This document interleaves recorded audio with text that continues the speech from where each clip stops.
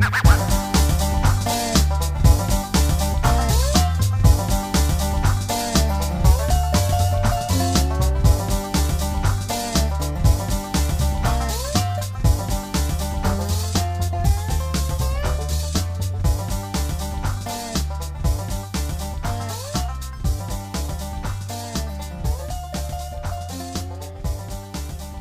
and gentlemen, we have a very special... What are you doing? You're interrupting my intro.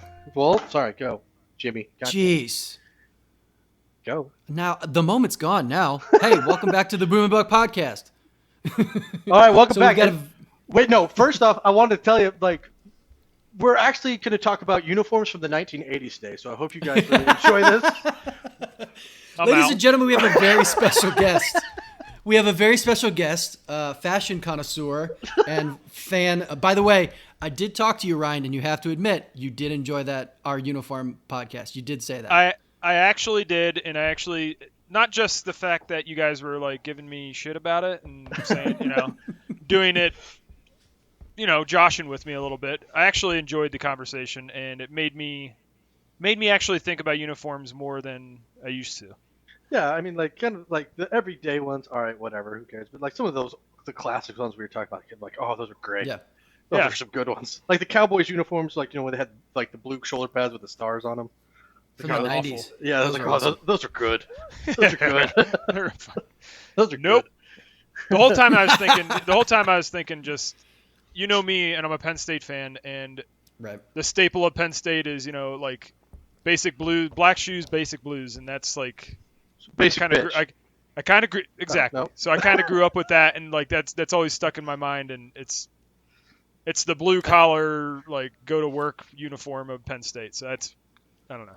And or the showers. Or the showers. We're doing that? All right. Okay. No, but we're not talking uniforms today. We're actually no. We started this podcast. Me and Jimmy started last year towards the end of the season, and we kind of got on it with college because we're all college football nuts. It usually is me, Ryan, and Jimmy just talk bullshit, and so we decided to just kind of put it to recording. And so college football's back, so we're gonna pretty much do our college football kickoff show. Back-ish. Back-ish. Yeah, it's this is a different season, which gives us a lot to talk about. That's for sure. For sure.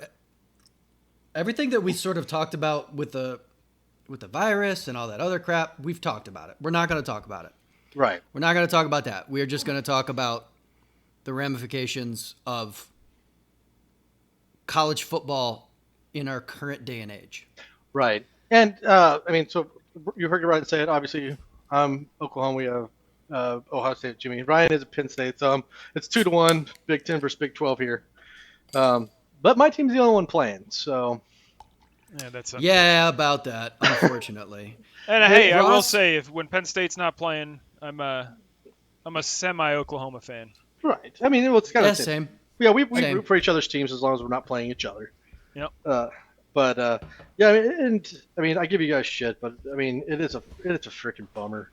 It is a bummer and a half. You guys were talking about it and going over all the pick'ems and the college football and all this other kind of stuff, and I didn't want to talk. I'm like, this bums me out so bad because It was last week. It was Thursday. Ohio State was supposed to play on Thursday. Right. They're supposed to play Illinois. I'm like, man. Yeah. So bummed. On the Penn State side of things, even if some crazy thing happens and the Big Ten starts the season, Penn State's already out their two best players. So it's kind of even if the season does so Pat Freiermuth, the All-American tight end, possibly the best tight end in the country, has already, declared that he won't be playing this year anyways. So it's kind of crappy either way I look at it, Yeah, well, Jim's lost Justin Fields, and who was it? I think their defensive lineman just declared. Wasn't Justin Fields? Yeah, I was gonna say, did Fields? Justin Fields. No, opted out. Oh no, they're just expecting him to. Right. Yeah. I haven't seen anything leading to anything, but if it comes down to say, the Big Ten is if they're rock solid, they vote 14-0 that the season won't start until January. I'm more than expecting him to just opt out. Right, I agree with that. Right. I think if they start, I know they've been talking about them starting around Thanksgiving. if they do that, then okay, yeah, I could see Fields playing, and maybe Ryan, Micah Parsons and your tight end. Okay, like all right, well, the season's just started a little early. They thought, okay, yeah, I'll play. But if it starts in the 2021 anytime, No. then I don't. The big guns are stepping down. Like No. it just would be smart for them to play. I don't think. No, I honestly- they gotta prep for the combine, the draft, and all that stuff, and Yep. it makes sense for them not to play, and I don't blame him at all. Like that's one Neither thing. do I. I'm sure there's Listen, sometimes Penn State fans can be the dumbest fans in the world. And I'm sure there's going to be some Penn State fans out there, not happy with Micah and not happy with Pat and all that stuff. But those kids got to They got to look up prep number for the one. rest of their life, right? Yeah. Yeah, they got to look up for number one, and plus this would be really interesting, I think, because if these guys sit out and then the NFL draft comes, and Parsons and Pat and Trevor Lawrence or whoever sits out, these big guns, if they still go in the first round, okay, then what about next year when we have a full season and the guy that could go number one is like, why the fuck should I play? This guy sat out a whole season and still went number one overall. How about I sit up and just prep? I really hope that doesn't take hold, man. I don't think it will, but I mean, I think it will start entering in some people's minds. Like, if people sit out a season and still get drafted in the top 10, top 15, first round, then some guys like that know for a fact they're going to be first round talent regardless of playing the season. Say, screw it. Why should I? Why should I? Like, what's his name? Yeah, Jadeveon Clowney kind of did the same thing, didn't he? Well, I'm thinking he played. Well, he didn't play full games though. No, but who's it? Oh my God, your linebacker, Ryan, that busted his knee, who's great now, from Notre Dame. He busted his kney in against Ohio State. Jalen Smith, Jesus. Yeah, yes. like Jalen Smith, like why should they risk Jalen Smith? Like what happened to him? Like he's doing great with the Cowboys now. He's a great football player. I'm happy to see him doing well, but I mean he lost millions in that first. Yeah, he was a guaranteed top 5 pick, and he ended up. I think Cowboys got him in the second. I think. Yeah, I think it was early second round. It was just a great pickup for you guys. But yeah, I mean, if some of these guys that are top 10 talent might go. I mean, I could end up being Jalen Smith over here and losing millions, or I could sit out and all right, I might drop 3 or 4 spots because somebody did great and I didn't, but I'm still gonna be a first round pick. Like, okay. Yeah, and I think those guys are in the same boat. Like I said, I think Pat Freiermuth is, if not the best, but like he's definitely top 3 tight end in the country. And Micah Parsons was arguably, I mean, people were saying he was going to be the next Chase Young of this year. Like obviously different positions, but that type of impact player, like Chase Young just wrecked everything his last year at Ohio State. I mean, he had 10 sacks a game or whatever it was. I don't know. Yeah, well, people have been talking about Micah Parsons since he committed to Penn State. Like this, his name, his legacy has been building and building. This was this season was built to be his mecca of college football. Like, here we go, I'm the man. Yeah. That's what hurts, Yeah, and so, but he still could be a first round pick. So, I think that's going to be one of the ramifications of the Big Ten and Pac-12, and seeing how that's going to affect drafting going on and some of these big guns. And are they going to risk it? Yeah, I mean, this one, it's such an oddity, though. Like, this season's such an oddity. We're talking about the current circumstances that we're all currently under. And normally, you guys have listened to us before. Normally, we're like, yeah, we want you to play. And it's not even for our own. It just looks better on you.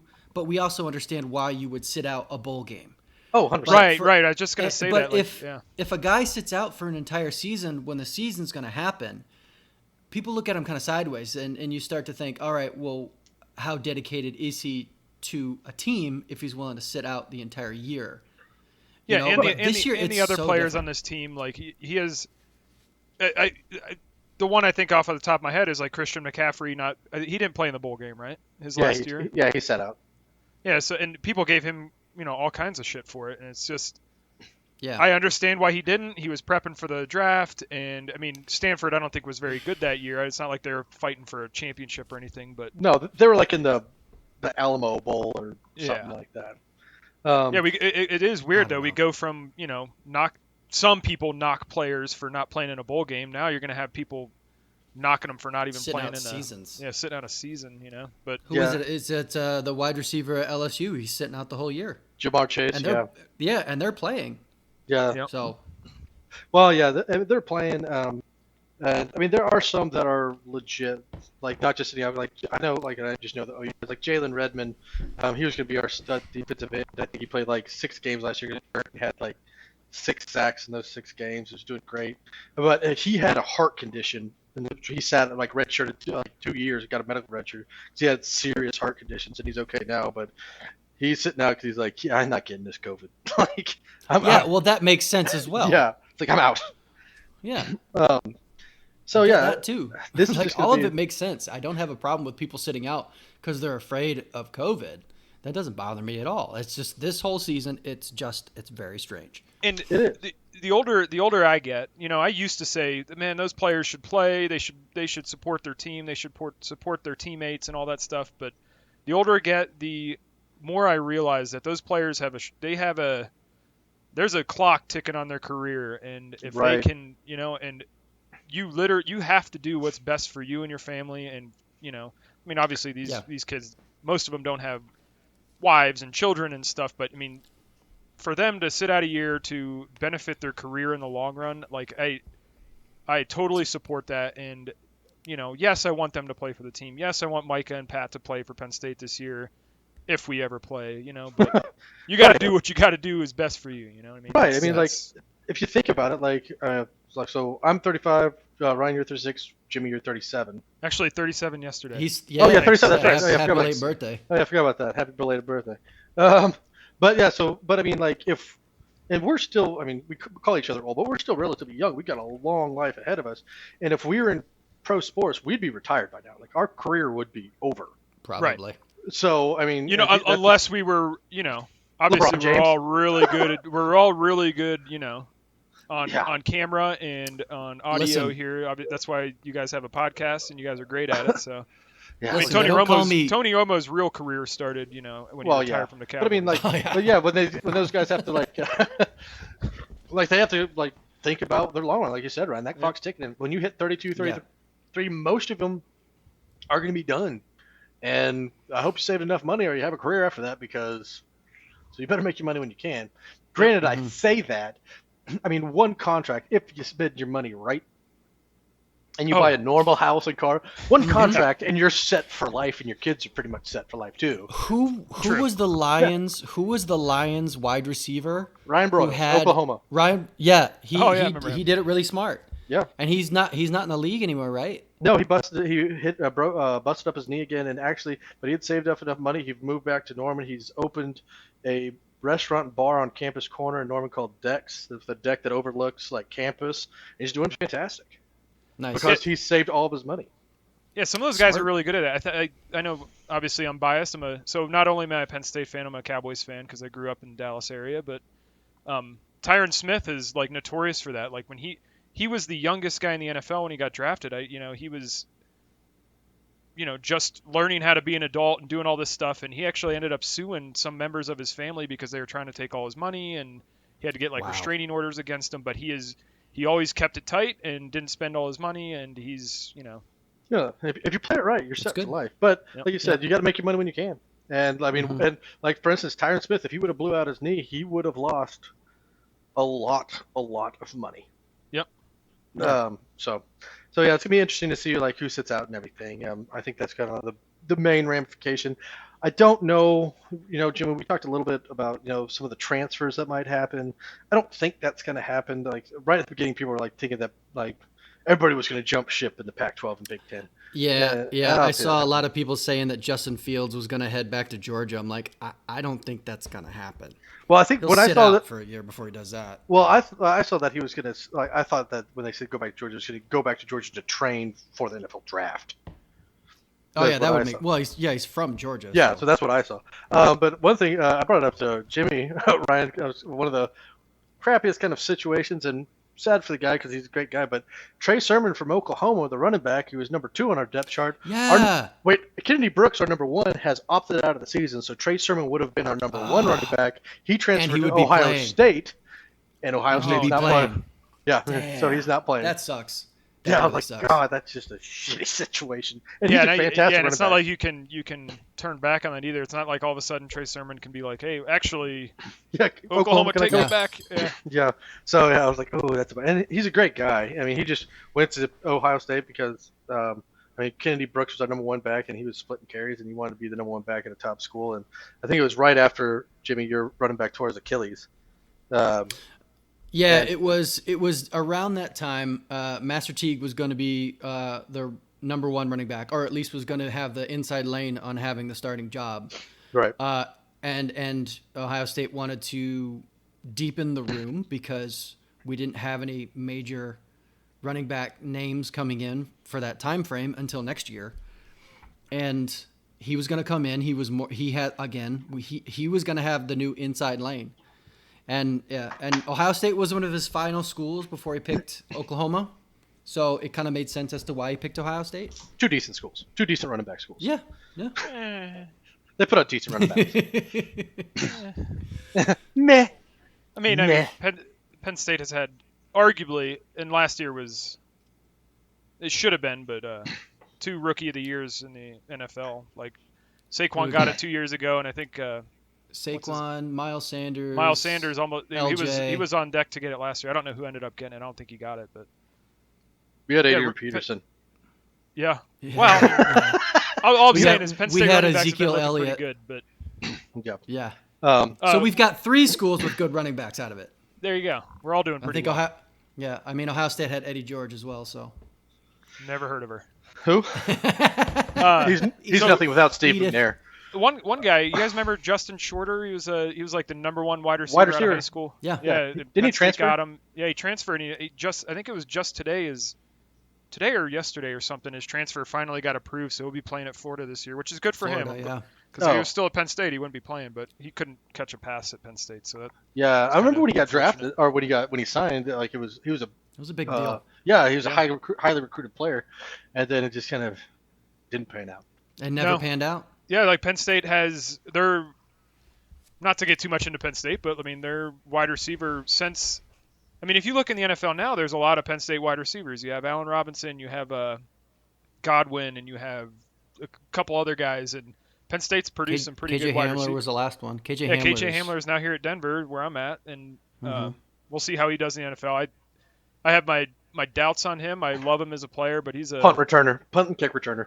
He's a punt and kick returner, and his durability. I mean, he was pretty durable at Penn State, but every time anyone got near him, I kind of turned away. Cringed. Like Because I didn't like him getting hit because he wasn't a very big guy. But no, I think he could definitely make a career as like a Dante Hall returner, kick X factor. Like, because that guy, you get him in open field, so and he's fun to watch. dynamite.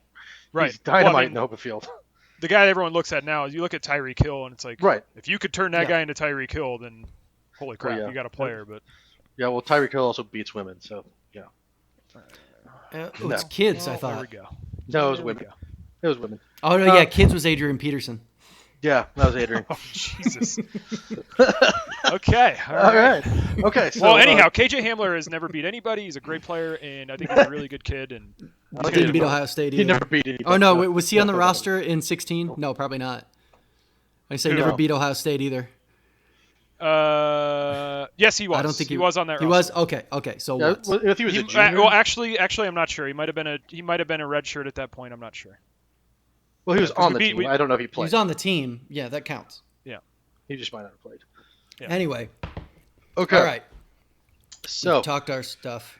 we talked our stuff. So now on to the actual season itself, and we're going to talk about, I guess, the 3 conferences that are playing, and all the Mid-Americans. I think this season's going to be super, super interesting with what's left, because they are apparently. I didn't think they were going to do the college football playoff, but I guess they're doing it. So Really? yeah, Is that they're new? doing- Like, yeah. So that's all. Yeah, they're That's saying definitely new to me. Yeah. Yeah, they're saying they're doing it. I don't know about the other bowls, but for the college football playoff, so they're thinking that they're going to kind of do like the NBA bubble, kind of, but so it won't be in the different locations. They'll just kind of pick one field and take all the teams there and do a bubble, Okay. Makes sense. and just do the 3, like pick Miami or Phoenix or LA. It's one of the big monsters. One of the big ones, Rose yeah. Bowl, Wow, yeah. that's a. It's That's a- probably going to be Jerry World. Well, how many weeks that's would true. that take if they? Well, I guess it's only. Yeah, you do a game on Saturday, It's the or same. game on Saturday, game on Sunday. Take Yeah. give a 2-day break or a week break, and they'll play the championship. One game on Monday. Actually, Yeah. that sounds awesome. Like, wouldn't Yeah. that be awesome to go to Oh, go to yeah. Dallas for 2 weeks and watch watch the whole college football playoffs? Live. Yeah, That's- That would be pretty cool. So, like, we were kind of reading about it, and like I was listening to people talk. So let's just, I mean, granted, I'm just going to throw this out there, and I know it's kind of homerish, but let's just kind of throw it out there that Clemson wins their conference, Alabama wins their conference, Oklahoma wins their conference, right?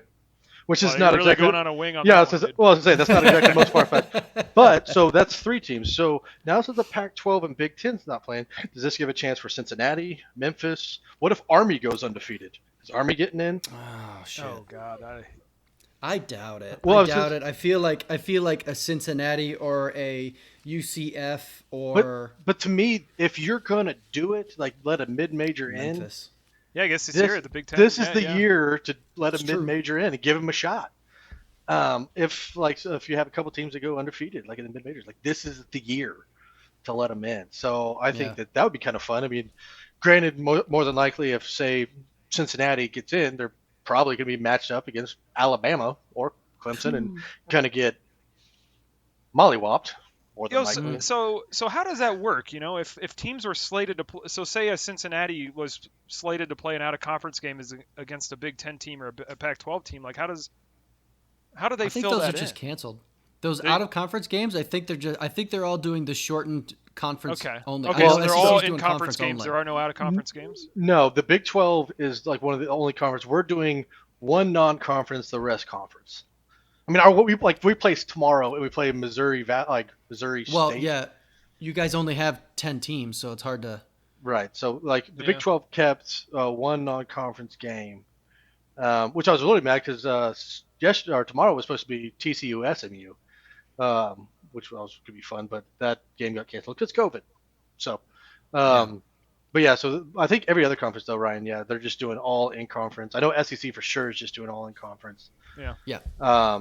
And I think the ACC is too. So, but yeah, like it's gonna be interesting to see like how it works because now since Cincinnati and Memphis and those guys like they're not going to play any Power Five, so there's a good chance somebody's going to run the table. So okay, well, it's this year that we put them in. I mean, starting to think about that with the Syracuse or not Syracuse, Clemson quarterback. Oh, Trevor Lawrence. Trevor Lawrence. Yeah, the more and more I think about it, like why would he even want to play this year? Like he is to me, he's a guaranteed number one, no matter if he plays or not, right? Right. Yeah. He's got championships. Yeah. The only thing he doesn't have is a Heisman. But I mean, he's got championships. He's going to be the number 1 pick. Like, yeah, I don't know why he's playing. I really don't. Yeah, I think I've told you guys this before, but the play that sold me on him, it wasn't even his arm, but when he rained on the sideline. Was that Ohio State? Ohio State. Yeah, when he took off, and I was like, I was the same way, Ryan. When I saw his legs, I was like, holy shit, this kid can run. Was pulling away from Ohio State cornerbacks, like he was like full on pulling away from them. Once he hit full stride, I mean, there's no one catching him. That really kind of blew me away, and it's like that guy can make every pass on the field, and let me also throw in these legs that he can outrun some of the best defensive backs in the country. Right. He like in the NFL, he's gonna be able to move well enough to. I mean, if he gets out of the pocket, he can pick up 5, 6, 7 yards. Or if nobody's there, he could pick up a lot. I mean, he's not a Lamar Jackson or by any means or Kyler. No. But no. I mean, I agree. That dude can like. That was when I saw that play, I was like, holy shit. Rip my heart out. I still am interested in this season, even if the Big Ten doesn't play. I'm still going to watch. And one thing I saw the other day, in Ross, it must have been 3 or 4 years ago that you were talking about Spencer Rattler. Is it Spencer Rattler? Yeah, Spencer Rattler. Rattler. Yeah, so like you were talking about him years ago, and then you guys got your Alabama guy in, and Spencer Rattler kind of lost a year of kind of getting to show what he wanted to show. Yeah. Well, last year was he was his freshman year, right? Redshirt freshman. Yeah. So, do you think he redshirted that because of his name leads me at this point, but Jalen Hurts? Yeah, Jalen Hurts. Do you think that if Jalen Hurts didn't transfer, like that he would have had a year to play, or he would have played last year? I don't know. Yes. There was a good chance of it. We had a quarterback, forgot his name, that ended up transferring to West Virginia. Didn't really pan out at West Virginia. But from what I've heard, granted, we haven't seen anything on the college football field, right? We haven't seen anything like that. So, but through drills and stuff, the camps and all that. Then this is not just Oklahoma people. This is like they're saying that this kid's like God's gift to football. This kid is supposed to be holy crap, real deal. I remember you saying that like 3 years ago. That's Yeah. And they're saying like, holy shit. So just hearing that, I mean, yeah, I think you'd have a good chance to play it last year. But I mean, he's still going to get 2 years starting at least in a Lincoln Riley system, which I think right now Spencer Rattler hasn't started a game in college football in his life, and I'm not even joking when I say he's got the third best odds to win the Heisman right now. So we're going to see what he can do. This first game, we're third best odds. Who is that? That's Trevor Lawrence, Chuba, and then him. Yeah. And since Fields isn't going to be playing, right? Wait, who's the guy you said? Chuba Hubbard, the running back for Oklahoma State, the guy who ran for 2,500 yards. Yeah, like I remember. That guy's he's a beast. Yeah. So, and I mean, I think Spencer's going to be up there for sure, because most of the time these, and we're getting way too early into like one of my picks, but like one of the games we're talking about is this, the Oklahoma, Missouri State game. That Oklahoma's a 33-point favorite. And I think Oklahoma's going to just run them into the ground because OU is a 44-point favorite. Oh, was it? Oh, yeah. The 30 was Clemson's 33. 33 is Clemson, yeah. Yeah, but Oklahoma, I think they're going to smash them because, so the thing that scares the shit out of me with Oklahoma this year, we got talent all around the field. Our wide receivers are stupid loaded. Got great running back, Spencer Rattler. OU's offensive line is always great. Defense has been getting better. We're still not fantastic, but we definitely did better last year. Yes. I think we're moving in the right direction. But the problem is we do have Spencer Rattler. He is a first-time starter. His fourth game will be against Texas. There's no warm-up games. There ain't no he gets Missouri State and other than that. So Oklahoma's schedule, we have Missouri State, which whoopee shit. Who cares about that? And then the hardest. I want to make sure I get it right, but his first round of games is just nothing. No, it's brutal. No. So he plays Missouri State, then he can play Kansas State, Iowa State, Texas. Okay, then yes. At least he'll be hardened by the time he gets to right. So Red River with the game tomorrow, why I think there's it. Most of the time, when teams get up 30 points, whatever, they pull their starters and whatever. Yeah. And I don't think OU's going to pull their starters because this is the only game they got before they jump right into Kansas State. Yeah, so I wanted to ask you guys about that. What do you guys think? Who do you think that COVID affects more? Does it affect the smaller school? Because obviously these teams are not able to practice as much as they want. You're not having, just for Penn State, for example, you're not having your blue and white game. You're not having as many practices. You're not being able to do all these things. Do you think that it affects bigger teams more than it affects smaller schools? Smaller schools, 100%. Because you've got these smaller schools that get most of their money on those out of conference games. Yeah. And they don't have a brand to fall back on. Ohio State has a brand to fall back on. OU, Texas, USC, Notre Dame, they all have that brand money that the smaller schools only have regionally. Well, and I think the one thing probably more so than that affects things is if you look at college football too, how many players did they lose to the draft? How many returning seniors do you have? And if a team has half their team returning, they have a bunch of seniors coming back, and they've all played with each other for 3 years, and they have a dynamic I think the team big dynamic difference, and all that stuff. But I think the big difference is with an Oklahoma. These guys, and they're not able to practice as well. But for Alabama, Oklahoma, Clemson, these guys, they don't get to practice. But when they do practice, they're lining up against other 4- and 5-star recruits. True. Yeah. These small guys, you could be a badass on a small team and be one of the best wide receivers in the country or whatever. But you're lining up against a 2-star at practice. Okay, you're not going to get much work out of that. You're just you're gonna roast them over and over and over. The big schools, they have the talent. That the other side of the ball is also very talented, so you actually get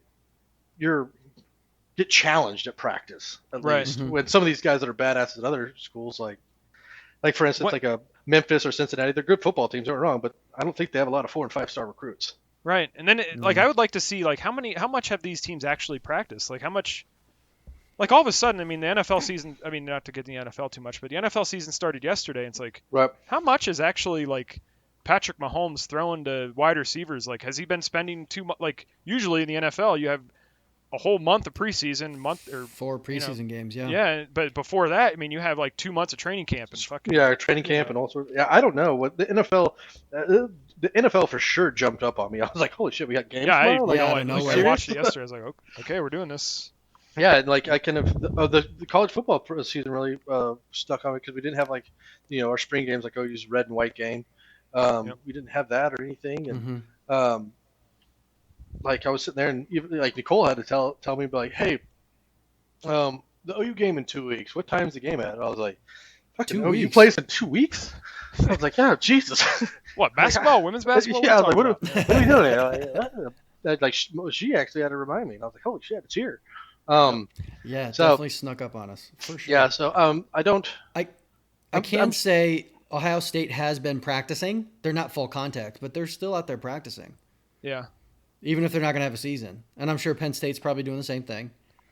Yeah, and I wonder if I'm sure teams are like supplementing time. So hey, we don't have time to practice, but you're going to spend 4 more hours in the gym this week, or you're going to, like maybe they're doing other things where if you're not allowed to have full contact practices and you're not allowed to have full team practices, like what are those players doing? Position drills, whatever, studying tape, studying film. I don't know, like they're doing stuff. Lifting. But I mean, but all in all, I mean, it's all well and good, but nothing compares to getting on the field because another team. No. Game reps, and practice reps are not even close. Yeah, it's not even slightly close. So yeah, it's we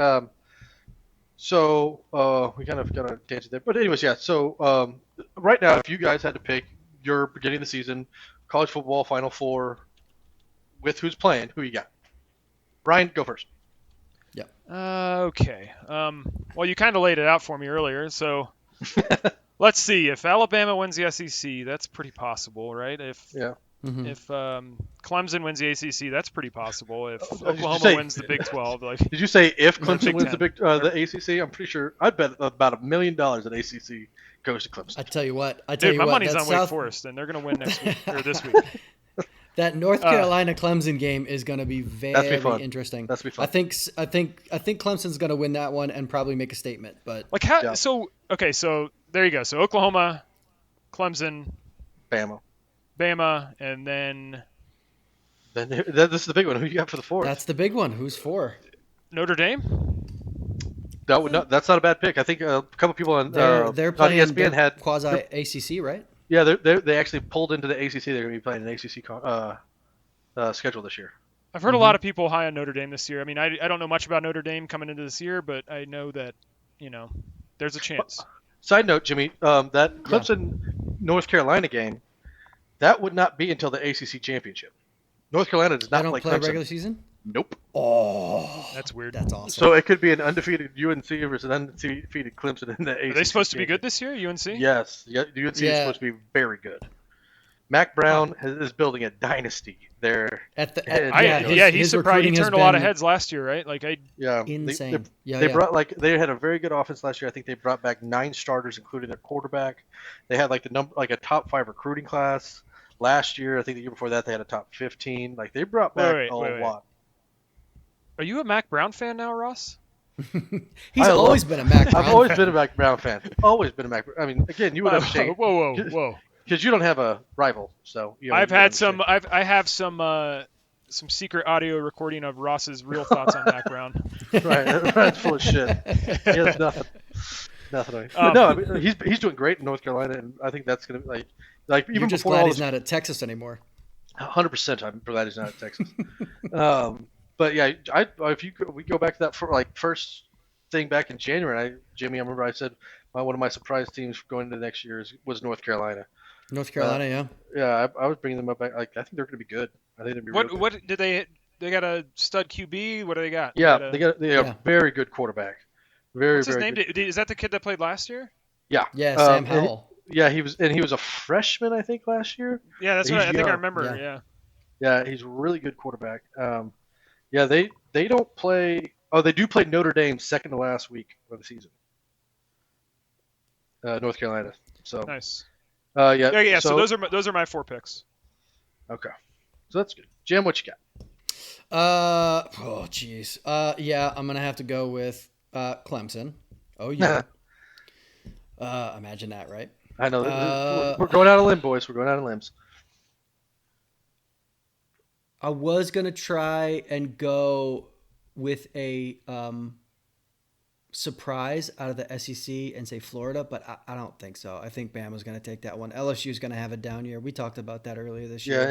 and Georgia lost their quarterback, so Georgia lost their quarterback. He's sitting out for the year. So that opens up Florida out of the East to go up against Alabama, but I think, it's Alabama. They just reload. Hey, can I just to top of my head, like, isn't Auburn's got their quarterback? Like, isn't Auburn supposed to be good this year? I know they got their Like- quarterback, Bo Nix, but I don't know much else about him besides that. Yeah. Yeah, I mean, they in the I power don't know. rankings right now they have Auburn as 10. Okay. But I mean, I'm Well, sure they're there. It's possible. Yeah, they're gonna right there. play. So, I mean, their schedule includes Georgia, LSU, Alabama, and A&M, and Tennessee. And they just got a gauntlet of a schedule. Like, Bo Nix is good, but is he good enough to get to the college football playoff in that kind of schedule? Yeah, I don't know about that. Yeah, that's tough. Did they announce? So the NFL had, Arrowhead had 30% of the stadium filled yesterday, right? They had like 15 or 16 or 17,000 people in the stands. Yeah, something like that. Has college football announced like if they're going to allow fans in the stands? It's Same up. way? It's up to each university. Like OU is doing 25% capacity. Okay. And I will say, shout out. I read this. I think it's the coolest thing ever. As much as I really fucking just don't like Notre Dame. Notre Dame is doing, I think, 20 or 25% capacity, and from what I read, students get first dibs. So if they can Smart. get 20 to 25,000 college students in there, it's going to be all college kids because they're like, we want the rowdiest crowd. The rowdiest people are students. We'll That makes forfeit. sense, yeah. They said, well, they'll forfeit ticket money to let students go nuts. And I was like, that's awesome. That's cool. Yeah, that's smart. There's a second part of that conversation. I think of like the old season ticket holders this might be the last season that they get to go and see their college football team. I think about those guys. For some reason, my head just went to those guys. Yeah. Well, That is. yeah. Yeah. Ross, you have a little bit of an insight into what could happen regarding people who have season tickets because you have season tickets. Yeah, so what happened with mine is, I had already paid for my seats. I got 3 seats, and they gave me the option. Well, they gave me 2 realistic options. The other one, whatever. The one that's whatever's. One of your options was to donate your money to the university, which my tickets are $1,700, and I don't make that much money just to donate that to the university, so it gets my ass. So the If other you donate option, to the university, you can claim it on taxes. I still don't make that much money, dude. But the other option was to keep my tickets, and I would have got like 3 or 4 games of the year, and they'd move me around the stadium depending on where it is. But what I did, I love this, that since I already paid, they allowed me to push my payment to next year. They're going to take my seats, give them to somebody else this year for some games, and then next year for my season tickets, I just don't pay because they're just going to move my payment to the next year. So I just don't get my seats this year, which is fine. I really didn't want to go anyways with everything that's going on, and 25,000 people that I don't know in the stadium. I just don't feel really comfortable with that yet. But yeah, they let me move my seats. So that's what they did with me. And I've heard a couple other people that I've talked to that had season tickets to some other schools that say that's pretty much what everybody's doing, of being able to push your seats, or they just do a refund, which, either way is pretty nice. So Jim, Yeah. who'd you have as your 4th? I was kind of hoping you'd have forgotten because I don't have one. I don't know. Like, it's so strange. I have to go with Notre Dame. All right. So Ross, I'll let you have a curveball because I know you have a curveball. So yeah, okay. So I'll give you the curveball. I'll go with Clemson, Alabama, OU, and fuck. Notre Dame, I guess. All right, so you guys are going the same. Okay. Wow, Jimmy. So I mean, listen, you put me on a spot. I didn't have. There's no other 4. all right. Well, so I'm going to go out on a limb and say Alabama, Oklahoma, Clemson. Nuts, I know, but I mean Clutch that's about. the pearls. Oh my God. I know. I do. So far, it's not starting off good, sir. Right. So I don't like. Don't get me wrong. I think OU is loaded. Texas, they always like. They do have a lot of talent coming back. They're going to be good. They get OU early. Granted, they are going to get us probably again in the Big 12 championship, which never bodes well for them. Who's their quarterback this year? Fuckface Ellinger. Ellinger still. Is he still there? Yeah. Still there. Wow. Okay. So, yeah. I feel like he's been there for 7 years, but okay. Yeah, like I that, know. doesn't it? Thank God he's gonna be gone next year. So they could probably, but I still think Oklahoma will take the cake at the end. So as a fourth, I'm going to say not Notre Dame. I don't think Notre Dame will end up even in the top 10. I think that Notre Dame playing an ACC schedule, they do have to play Clemson. They do have to play North Carolina. They do have to play Florida State, like Louisville, Pitt, Georgia Tech, Boston College. Like they've got a rough schedule. And their North Carolina is at North Carolina. So I think they're at least going to have 2 losses with Clemson and North Carolina. So I think that puts Notre Dame out. I will say that I do think this is the year that they're going to go mid-major. I think they're going to I don't think as much as they could put in a second SEC team, and as much as they love sucking the SEC's dick, I just don't think with Georgia losing their quarterback, LSU having a down year. You said, Jimmy, Florida could be good. Believe it when I see it. Ryan, you brought up Auburn. I think Auburn. I really couldn't name another player on Auburn besides Bo Nix. Same Like here. I don't know anything, so I don't trust. And I'm them. not even sold. I'm not even, to be 100% honest, I'm not even sold on him. Yeah, I mean, we'll see what he could do. So I think that this year I'm actually debating between Cincinnati or UCF. I wouldn't be surprised, especially if UCF can run the table. In the way they did it, was it 2 years ago when they ran the table, won their bowl game, and they still didn't get in. I think if UCF runs the table, which they very well could do without playing, any of the Power Fives. I mean, they do play Georgia Tech, which whoopee shit. I mean, but they do play Cincinnati, and I think that Cincinnati UCF game is the second last game of the season, week of the season. It's going to That could be a good one. I think that's going to be for the 4th spot in the college football playoff, and whoever comes out on that, I'll take UCF in that game. So yeah, give me Alabama, Oklahoma, Clemson, and UCF. Nice. Yeah, if I were to go away from Notre Dame, I was probably going to go Appalachian State, but they just lost their head coach.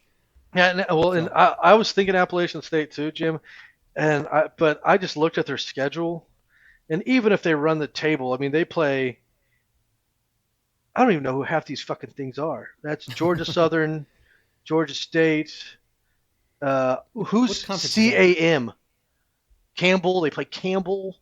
They play Charlotte. Yeah, so like even if they run the table, then I still think they'd put like a 2-loss Texas or a 2-loss Notre Dame in over an Appalachian State that played. They're in the Sun Belt. Wait, I'm still stuck on the would you say CAM or SAM? CAM. It's Campbell. Campbell? Yeah, Campbell University. The Campbell Camels. Oh. Not even joking. The Campbell fighting camels. That's amazing. So I don't think that they'll put an Powerhouse. undefeated Appalachian State team in that beat a Campbell fighting camels team. That just doesn't really do much for me. But I do think at UCF, Cincinnati, possibly Memphis, they could make a run for it. Yeah. It's going to be interesting with Memphis since their head coach went to Florida State. So Yeah. So I mean, I think didn't UCF get a new head coach as well? Didn't they get the OC from Clemson or something like that? Is Heupel no longer there? Josh Heupel was there last year. I'd have to look it up, but I can't remember. I know I remember Clemson's OC was the first of that coaching squad to leave. No, it's still Josh Heupel. There. Okay, he went somewhere then. I can't remember where he went. All right, so actually, no, I'm going to switch it to Cincinnati because I just read that UCF had 10 players opt out of the season. Oh, wow. Jeez. So yeah, okay, give me Cincinnati. But yeah, I think. But anyway, either one, I think this is gonna be the year of the mid-major. Like, fuck it, might as well throw them in This there is this it. Might year. as well. Might as Yeah. well. I Give them mean, a yeah. shot. Like, to be honest, you know what I would love to see happen? Is they go into the playoffs and they play the powerhouses and they get smoked by 80. You know, let's put to bed this whole conversation of if Why not you know, give them a shot, dude, Boise State went went undefeated this year. Might as well throw them in the playoffs. It's like, okay, let's see what happens. You know, Okay, Yeah, here's UCF are national champions. What I got? all right, blown out here's by it's like 60. okay, congratulations. Here is the Alabama Crimson Tide, and Yeah. meet Nick Saban and get pummeled into the ground. Yeah. I know that's kind of the same thing right now. Like, when you were saying that, like when you started that sentence, I was like, oh, it'd be kind of fun if they won one game and got to the finals. And then you said get pummeled by 80. I'm like, no, that's better. I like that better. yeah. I mean, let's be honest about it. I mean, everyone wants to see it, and we want to see. Everyone roots for the underdog, and everyone wants to see these teams. I would love to. That year that Boise State, or the years that Boise State looked really, really good, I'd love to see them go up against, Oregon or whoever was really who won the championship there, or not Oregon, but like Cam Newton at Auburn or whatever. Like go up against those teams and let's see what happens. But it's not going to be pretty. I'm 90% sure you put Boise State against those teams and they're going to get smoked. I'm 90% sure you put a UCF team that's undefeated up against Alabama or Oklahoma. That year was Clemson when Clemson just, I think, wasn't that the year that Clemson won 2 years ago? What? When UCF went yes. undefeated. Yeah, 2 years ago. Yeah. Well, so the year that they claimed the national title, I think it was Scott Frost last year, and Scott Frost last year. So last year was LSU, was Josh Heupel's first year. Yeah, the year before that was the undefeated UCF team. I think that's when Clemson just mollywopped Alabama in the finals. Yeah. Yeah. So it's like, yeah, UCF, you want to go play this Clemson team? Okay. Yeah. Okay. I see that. I wonder how that does for like the recruiting. I wonder how much they actually want to go play those teams. I'm sure the players and the coaches want to go play those teams, but I wonder if we got a chance. We got a chance. But I wonder if that affects their recruiting. They're hyping this up and like, yeah, we're always undefeated and they never give us a chance. But when they actually get the chance and they go get smoked, I wonder if players are like, I'd rather go to yeah, yeah, exactly. You're talking about the smaller schools, yeah. Yeah. Yeah, all of this started because Boise State beat a big name team. I know. Russ. Statue of Liberty, I remember somewhere down the road. Something like that, and then there was... it was the hook and ladder, and then they went for two, the goddamn Statue of Liberty. so both then. And then the running back proposed to his girlfriend. Yeah. Yep. Pretty sure they're that's divorced where it all started. Yeah. You don't know. Right? I have no clue, by the way. I'm just praying that they are, just because fuck them. Remember that quarterback? He ended up on the cover of NCAA. Yeah, it started with a fucking... great. Yeah, God, yeah. Fucking worst thing ever. Thanks, guys. Hey, no problem. Hey, you're welcome. Listen, I'm just like giving the people a history lesson. That's all. You're welcome. All right, so let's go because we're hitting about like an hour real quick. So we one thing we're gonna do this week for you three listeners out there. Is, I think we're up to 9 now. Ooh, there we go, 9. We're gonna do college football pick'em every week. We're gonna do against the spread. I'm gonna pick kind of the 6 best games that we have this week and next week are pretty. They're not good games, so bear with us. But we're gonna keep track through like our record throughout the season. At the end, we're gonna have a winner. I'm trying to pick out a prize, or whatever. But these two are being pussies and not giving me any examples. So I'll think of something for a winner. But so we're gonna kind of start down the list. Ryan, I know you kind of already said yours, and Jim, you put it, but whatever. So first game we're doing is Georgia Tech, Florida State. Florida State 12.5-point favorites. Ryan, we'll start with you. I'm going to go with Georgia Tech. I don't know much about Florida State this year. They've kind of struggled the last couple of years, and we'll see what happens. But yeah, I agree. The one thing, this first week, and I go back to that practice thing and how much of these teams practice and how coordinated are these offenses going to be and how is this all going to work out? And there are going to be some blowouts, like I look at, later down the list here, we got Oklahoma, but I believe in Oklahoma and I believe that they're going to be able to put up points like they always do. But Right. for a lot of these other teams, I just don't know how in sync everything's going to work, and especially Florida State's not a powerhouse, and Georgia Tech's definitely not a powerhouse. But Yeah, and I don't know You know, much. Like you said, I don't know much about Florida State. Like most of the time, I know Florida State's quarterback or like a wide Yeah. receiver or running back, and I don't know much about them this year. so yeah, I want to this, say, what was his name? Francois? He gone. He's Yep. gone. Yeah, he's opting out. So I'm literally looking at their all three of their quarterbacks, and they have one junior, 3 freshmen, and 1 sophomore. didn't they have no? Who was the guy? Oh, Did he they- okay. transfer out of No, Wisconsin? No, they have James Blackman was their quarterback last year, and that's who Blackman. They Yeah. That's who they have. As their quarterback. Yeah. He's their junior. Threw for 2,300 yards, 17 touchdowns, and 11 interceptions last year. So nothing to Nothing write home special. about. But Oh, and they lost Cam Akers. He's going pro. yeah, Yeah. yeah. So I Well, lean shit. when I see these spreads, and I see two teams that aren't, in their prime, so to say, but like, Yeah. I usually take the under, and I got to take Georgia Tech on this one. Obviously, I'm not taking Georgia Tech to win, but I will take Georgia Tech in 12.5. to cover. Go. Yep. Jimmy. I was gonna go. Completely forgetting about not knowing who's at Florida State anymore and how they've just been down spiraling. But Georgia Tech is so bad. They won Easy. 3 games last year. Easy. They won. Listen, you're not on the team. You go there remotely. All right. I do. I went there in person. But- A couple times. Anyway, I think I'm going to go Florida State to cover just because of how bad I think Georgia Tech is probably going to be. But, yeah, I could say but to save my butt, but no, I'm going to stick with that. I'm going to take Florida State to cover, to win. Yeah. Obviously. So, the rambling wreck of Georgia Tech is gonna get mollywopped. Yeah. I'm going Florida State, and I think Florida State's gonna win by a shit ton. And this is my reason, Ryan. I get what you're saying about the not having a lot of practice, and I get that. However, you do have to remember Georgia Tech is still only 1 year removed from having a triple option offense. They still have all triple option players on that team, and they're trying to move to a pro style offense. And now you throw in the fact of not having a lot of practice. Oof. I think that their offense is going to be brutal. Counterpoint taken. Yeah. But don't get me wrong. Like I said, I go to Georgia Tech, and I like Georgia Tech, and they're fun. But yeah, I think that they're going to get. I think they're going to get smacked. And Mike Norvell is now the coach at Florida State, and I think they're going to have Florida State ready to go. And it's going to be pretty ugly. Yeah, Okay. they had and he's taken a pro style offense to pro style players because they had a pro Right. style there before. So Yeah. So I hope Georgia Tech covers. I think that'd be great. I'm going to watch the game. yeah, but yeah, everybody loved. It's like Ryan said, we all love an underdog. Yeah, Is that I going to hope- happen? yeah. Probably not. Yeah, I'm going to be pulling for him, and I'll have my Georgia Tech shirt on. But yeah, they're probably going to get smacked. All right, so next game, Duke Notre Dame, and Notre Dame by 20 is the line.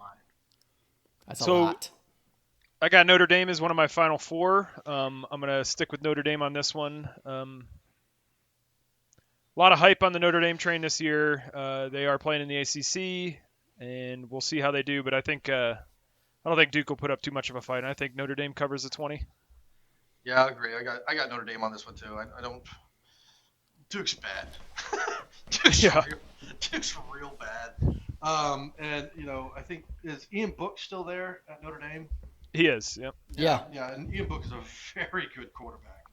And I think him alone is going to just put up lots of points. So Yep. yeah, I got Notre Dame and got him in a landslide. And I'm just reading Uh, an article that Notre Dame has new jerseys too, so I got to give them the edge on that as well. Oh, there you go. The jerseys. Duke's jerseys are pretty solid usually, though. I'll say that. Their one-offs have been garbage. They happen. Do you remember the one year where they it seems like Oh, Notre God, I Dame didn't mean to always do plays this. in that Yeah, pinstripe you bowl. You did it. It seems like Notre Dame always plays in that pinstripe bowl, and then there's the one year where they had pinstripes, Oh yeah. and it looked like dog shit. Anyway, so I'm picking Duke to beat the spread because 20's a lot. Because they did lose their wide receiver. He got drafted to Pittsburgh. And Ian Book is more of a mobile quarterback. And if he doesn't have anybody to catch the ball, which, like I said, I don't know anything about Notre Dame. I put Notre Dame in my top 4. I think they're going to win, but I don't know if they can cover the 20. So I don't know. I am not a betting man. I'm just guessing. I have no idea. Hey, that's where I'm at too. Yeah, I'm a betting man. So that's what it is. All right, so we got a barn burner on this one. Wake Forest, Clemson by 33. Sheesh. Jimmy, you go first. Clemson to cover easily. Okay. So a lot of points I've already made earlier today, and so Ross got my picks earlier, and the one that he questioned was this one, and I am going to pick Wake Forest to not lose by more than 33 points. I don't know. I see Clemson. So one difference I see between Clemson and Oklahoma, right, is I see Clemson getting a big lead, running the football, like getting their team on track and stuff like that. Like I don't see Clemson running up the score. Like I'm not saying Oklahoma runs up the score, but Oklahoma's offense is a high-powered offense, and they're built on that, and that's what they do. And I feel like they can cover spreads that you don't think they can cover. I don't, and maybe I'm wrong on this, but all that being said, I'm taking Wake Forest in 33. So with that, Ryan, I'm going to say that I do not think you're wrong. I'm taking Wake Forest in the 33. Thank God. No, kind of like what you said. Like, I think the big difference on this and the Oklahoma game is, Oklahoma's going in with Spencer Rattler, that he's going to have all the reps in the world to get ready for the season. Trevor Lawrence isn't going to need that. Trevor Lawrence can play a quarter. They could get up 20, and then they're going to sit his ass. Right. And get somebody else in there because he doesn't need the reps. He's got it. He's had it. And he's going to be fine. So I think that Clemson's going to be more likely to put in some reserves other than some other teams. Get them some prep because, I mean, just because like Trevor Lawrence or some of the, like any of these players, I want to choose Trevor Lawrence. Just because Trevor Lawrence starts playing the season doesn't mean he's going to end playing the season. Right. COVID with this flu could take a turn for the worst, and Trevor Lawrence is going to go, yeah, no, I'm good, thanks, bye. Very well games could. in. And so, Clemson's going to need, especially since Trevor Lawrence to be the number 1 draft pick, that they're going to need their next quarterback ready to rumble. Yep. So I think they're really more willing to put in some reserves. So the more I think about it, I mean, that could go two ways, though. You could if you're Clemson, you're thinking, hey, we haven't had much practice. We haven't, why not use this game? Like, hey, yeah, we do go up 21 points in the first quarter against Wake Forest. Why not get Trevor some reps? Like, we're going to go for another national championship. Like, let's they might not pull him out. They could play it two ways. Like, we'll see what Dabo does, but if I could understand both sides to be like, hey, let's pull Trevor out. Let's keep him fresh and let's give some other guys some playing time. Or you could use this time. This could be a glorified Trevor Lawrence practice session. You know what I mean? Yeah, and it very well could be. And obviously, I don't have any insight to Clemson and their thoughts any more than neither of you guys do. I think that, with Clemson, it's more of have a glorified practice session for 2 quarters and then sit his ass down. Yeah, true.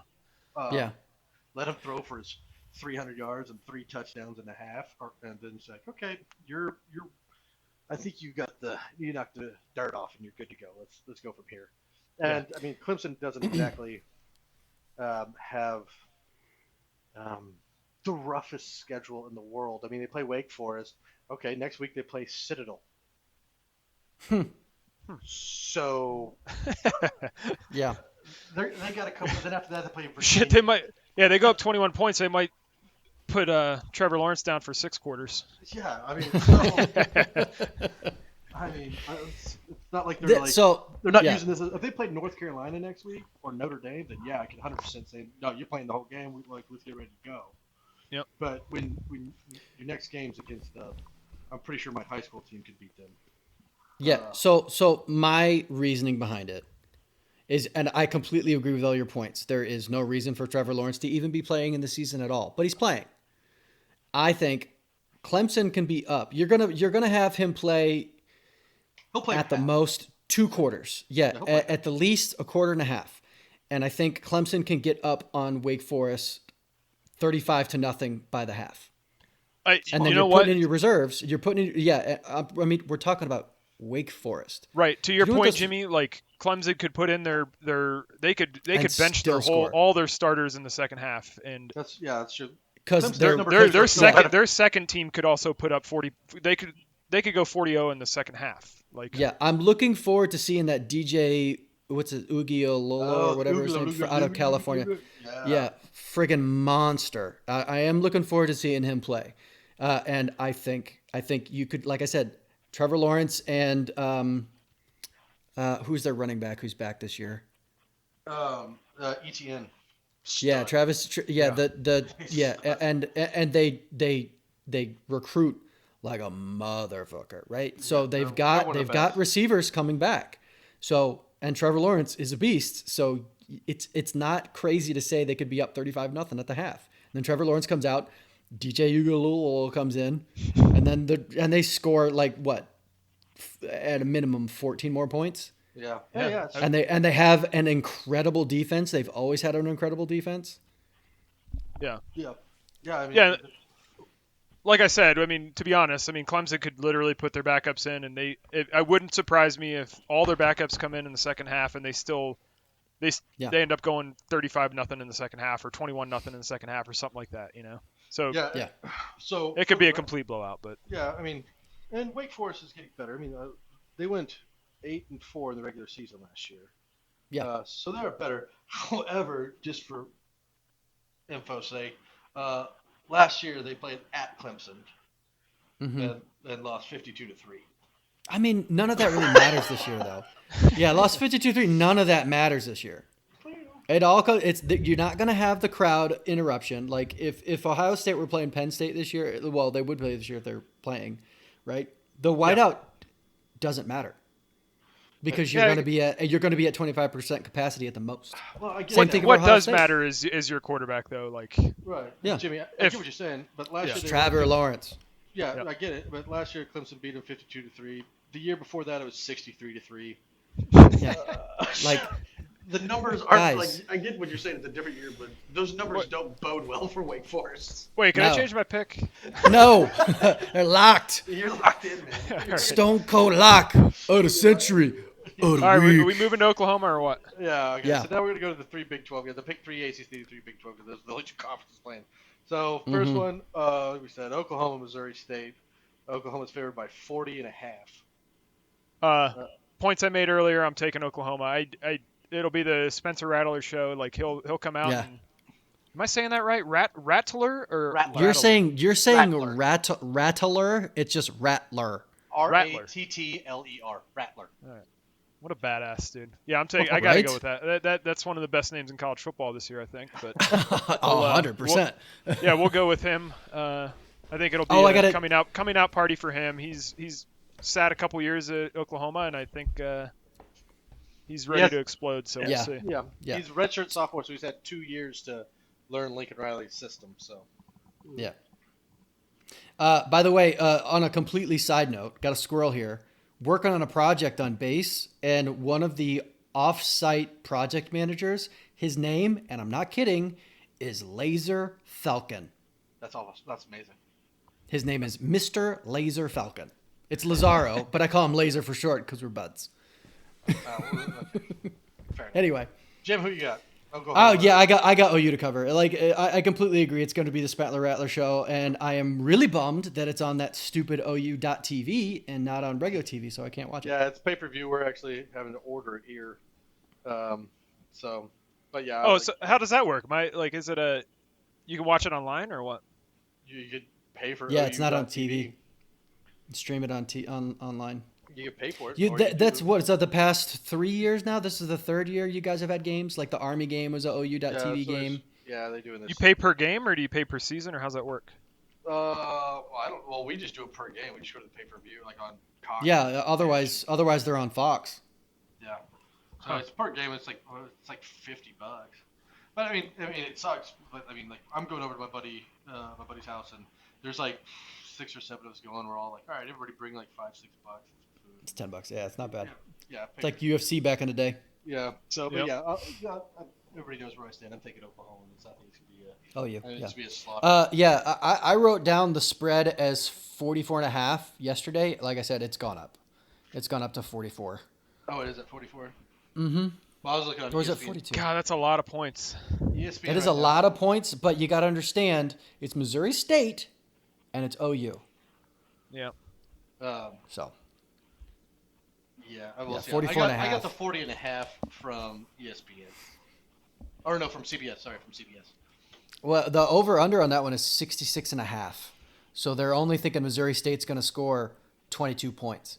I'd take the under on that one. Yeah. Because I don't think Missouri State's going to score. I think, like you said, Ross, OU's defense is vastly improved from last year. Yes. Or from the year prior to last year. So Ross, has Oklahoma had anybody declare yet? Like declare early, or sit out this year, or not? Well, so we've had a couple, not for the NFL draft, but more just for COVID reasons. Like I said, we had Jalen Redmond, our defense end. Our number one running back, Kennedy Brooks, who's one of the best running backs in the country. He's very good. He is incredibly good. He's sitting out this year. Granted, we do have a stable of guys behind him. The one I'm most excited about with playing Missouri State, we have a guy, Marcus Major, running back. He's a freshman. That I think right now we have him listed as third on our depth chart, maybe fourth. That maybe probably in the second half that he's going to get some carries. Like I saw some of this kid's high school highlights, and he's good. He's real good. So it'd be fun. To watch, Where's he out of? Texas. Oh, very nice. Yeah, shocker. Texas, but yeah, he's a.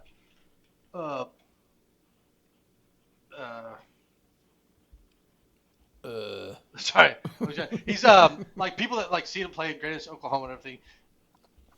It's hard to say. They say that like what he can do in the gym and his speed, that people are talking about Adrian Peterson like workouts.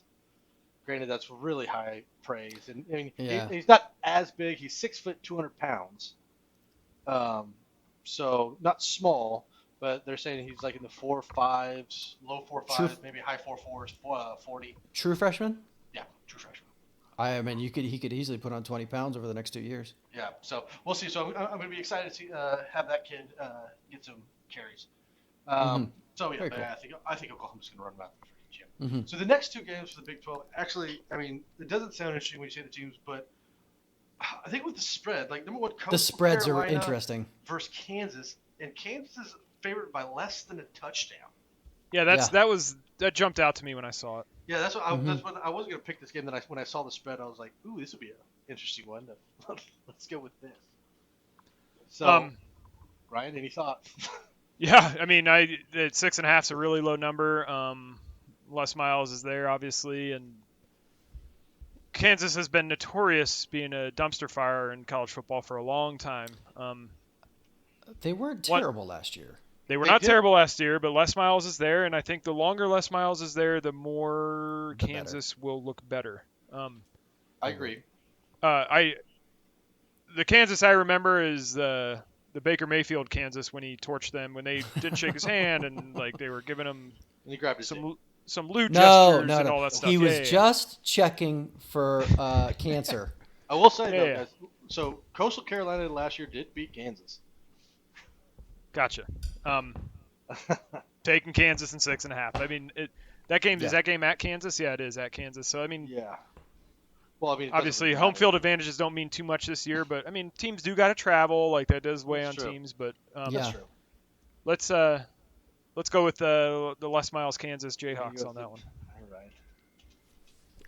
Jim? Yeah, I'm going Kansas as well to cover. Yeah, 6.5, less than a touchdown, meaning that they're gonna win. They're thinking Kansas is gonna win by a field goal, and like you said, Coastal Carolina did beat them last year, but it's like also like you said, the longer Les Miles is there, the more they're gonna get better. So I'm gonna go with Kansas to cover. And he has done better in recruiting. Les has. And they do have I think their quarterback's coming back, Stanley. They have a running back, Puka Williams, who torched OU 2 years ago. Which everybody torched. I remember that. He was a beast. Yeah, well, I don't know how much he was a beast, but our defense was hot garbage, and he just torched us. And I think he's back. I think. What'd you say, Miz? Puka Williams Jr. Yeah, it looks like I'm looking at their roster now. It looks like he is going to be playing this year. Yeah, he's there. Yeah, I say the net guy, he's good. Don't get me wrong, he's good. I mean, he's not as good as the 350 yards rushing he had against Oklahoma 2 years ago. I mean, he had 1,000 yards last year. He's good back. But yeah. In the Big 12, right, Russ? Yeah, the Big 12. Brian, in the Big 12, right? In the Big 12, though. Yeah. But They know what defense is down there. What the hell's going on down there? what's going on? Yeah, I really want to take Coastal Carolina, but I can't. I agree, kind of like Ryan, what you were talking about with Les Miles is going to have them ready to go. With their quarterback coming back and Puka, it's a touchdown for the love of God. They can win by a touchdown. Yeah. Come on. So I got Kansas. Last one, another interesting spread. Arkansas State, who just lost to Memphis. And Kansas State. And Kansas State's only favored by 11.5. Yeah, I got to go with the great state of Kansas again. I'm taking Kansas State. 11.5. Once again, that's a small spread for a small school playing against a Big 12 school, and Kansas State has not been bad the past couple years. I don't know how many players they got coming back this year and how many players they lost to the draft or just opting out this year, but Kansas State seems like the right pick here in 11.5. Jim? Yeah, I got K-State to cover as well. I can't remember who's Kansas State's head coach now. The guy from the D2 guy who won like 7 championships at South Dakota State. Chris Kleiman. Yes. Kleiman. Yes. He's good. He's very good. Yeah, and Arkansas State did well in the Sun Belt, 5-3, 8-5 overall. I think they made the bowl. They went bowling and they won against FIU, which doesn't mean shit. But Kansas State played. So I can't remember what their record was last year, but I remember they played OU tough. It was a tough game. Right. It has been the past couple of years. And so if I'm looking at it based off of their ability to play tough against an Arkansas State team who is a smaller school and didn't even win their conference. They finished 8-5 last year. And OU was a 48-41 game. Yeah, that was a tough game. It was a close game. And it was possibly we talked about it. We talked about it last year. It was Ross. It was OU last year would go on stretches where they just wouldn't have any offense. Right. Well, I mean, and because for some reason, look at Kansas State last year. I mean, they lost to Oklahoma State by 13. They lost to OU by 7. 7. Yeah, they're keeping up. So the offense is good enough to keep up. And then they lost to Texas by 3. Wait, hold on. Yeah. Wait, no, hold on. We lost to Kansas State last year, 48-41. That was our one loss. Oh, that's right. You blew out. You beat Texas both times, didn't you? Yeah. We Kansas State beat us last year. Yeah. Wow. So yeah, I got Kansas State to cover. Yeah, great state of Kansas. Low cost of living. It's something, that's for sure. Well, that's the picks then, huh? So now you got me thinking about the prize here. I gotta come up with something. Oh, by the way, so yeah, I am taking Kansas State. I didn't say that, but I am taking. Oh Kansas shit, State. yeah. I do worry a little bit about Kansas State. So Skylar Thompson is their quarterback, and he can't throw the ball for shit. That's Kansas State's quarterback? Yeah, he can't. Like, he can run. He can run pretty well, but he just can't throw the ball for shit. Like, he threw the ball for 2,300 yards, 12 touchdowns, and 5 interceptions in the entire season. He got sacked 24 times. So I mean, Kansas State's never been a throwing team. They are a running. Yeah, ram it down your throat kind of team. yeah, grind it and Yeah, and tough. I think that coach is kind of the same mindset. Um, So, and I think they're going to be fine playing against Arkansas State, but Kansas State is definitely a team that if they get behind, they're not built to come back. Like if they get behind 14 points, they can't air it out and score two touchdowns quickly. Right. Yeah, but you're talking about Arkansas State. Yeah, Are I'm they not gonna- worried about that in Arkansas State. Though. I think Yeah, they're not stepping on the gas early and getting a big lead. Yeah, so all the Big 12 games were all the same, and all the ACC games we have one outlier. Yep. So Georgia Tech the outlier is Ryan, Duke the outlier is Jimmy, and Clemson outlier is Jimmy. And I think Jimmy might get us on that one, the Clemson way. Yeah, that's what I said. If I could change my picture, but hey, you never know what happens. I mean, I honestly think this college football year is going to be a crapshoot, and I think that, everyone's thoughts on how college football has been and how college football goes, and college football is very volatile, right? Like, you have a Kansas State team that beats an Oklahoma team last year. Like, who would have guessed that? Who would have put their money on that? Like, Undefeated Oklahoma rolling in. Right. You have these upsets, and I just think this year is going to be that times two. I think it's going to be a lot of rolling the dice for a lot of these teams, and we'll see how they do. But yeah, because like you said, like 2 weeks from now, Spencer Rattler could say, I ain't playing. What? Yeah, okay. Spencer Rattler might say, hey, I'm out, and I don't see that happening. Well, You're just using his name in general. I get it, Right. but right. Yeah. Like, you're going to have players on these big time players that might just opt out, if they're, or, obviously injuries happen and stuff like that, but I just feel like the volatility of this year is going to be. I agree. I think like one person can go down and it can change the entire framework of college football and what we're looking at. yeah. And you got to take into like the Big Ten's not playing and the Pac-12's not playing. I mean, that Pac-12 not changes the playing. whole landscape of college football like altogether, and like not having the big boys out there playing, and like I don't know, it just changes things. Yeah, It's very different. It's be definitely different watching on Saturdays. That's for sure. Yeah, I think it's gonna be interesting. I'm glad it's back. Bummer it's not everybody, but I'd rather have something than nothing. Same. I mean, so I agree. obviously I'd rather have the Big Ten and Pac-12 playing and seeing some of those games, like that Penn State Ohio State game. I think, and it's not like the entire country was fired up for that game. They're like, oh, this one's gonna be a good one. This one's gonna be a good one. Everybody was pumped up for that, and then just like that, we're gone. I mean, my neighbor's a Michigan fan, and his wife bought him tickets to Michigan Penn State this year. And Michigan does not play night games, and I think they played their first night game last year. Yeah, I think they got lights. They didn't have lights, right? And they just put so they never played night games. And No, they don't have lights. This year was going to be a Michigan Penn State night game at Ann Arbor, like So that would have been good. That would have been fun. It'd have been huge, and his wife bought him tickets for it, and the season got canceled, and all this shit happened, and it's like a once in a lifetime type of thing, kind of, it affects a lot of people, and it's unfortunate, but we'll move on. Yeah.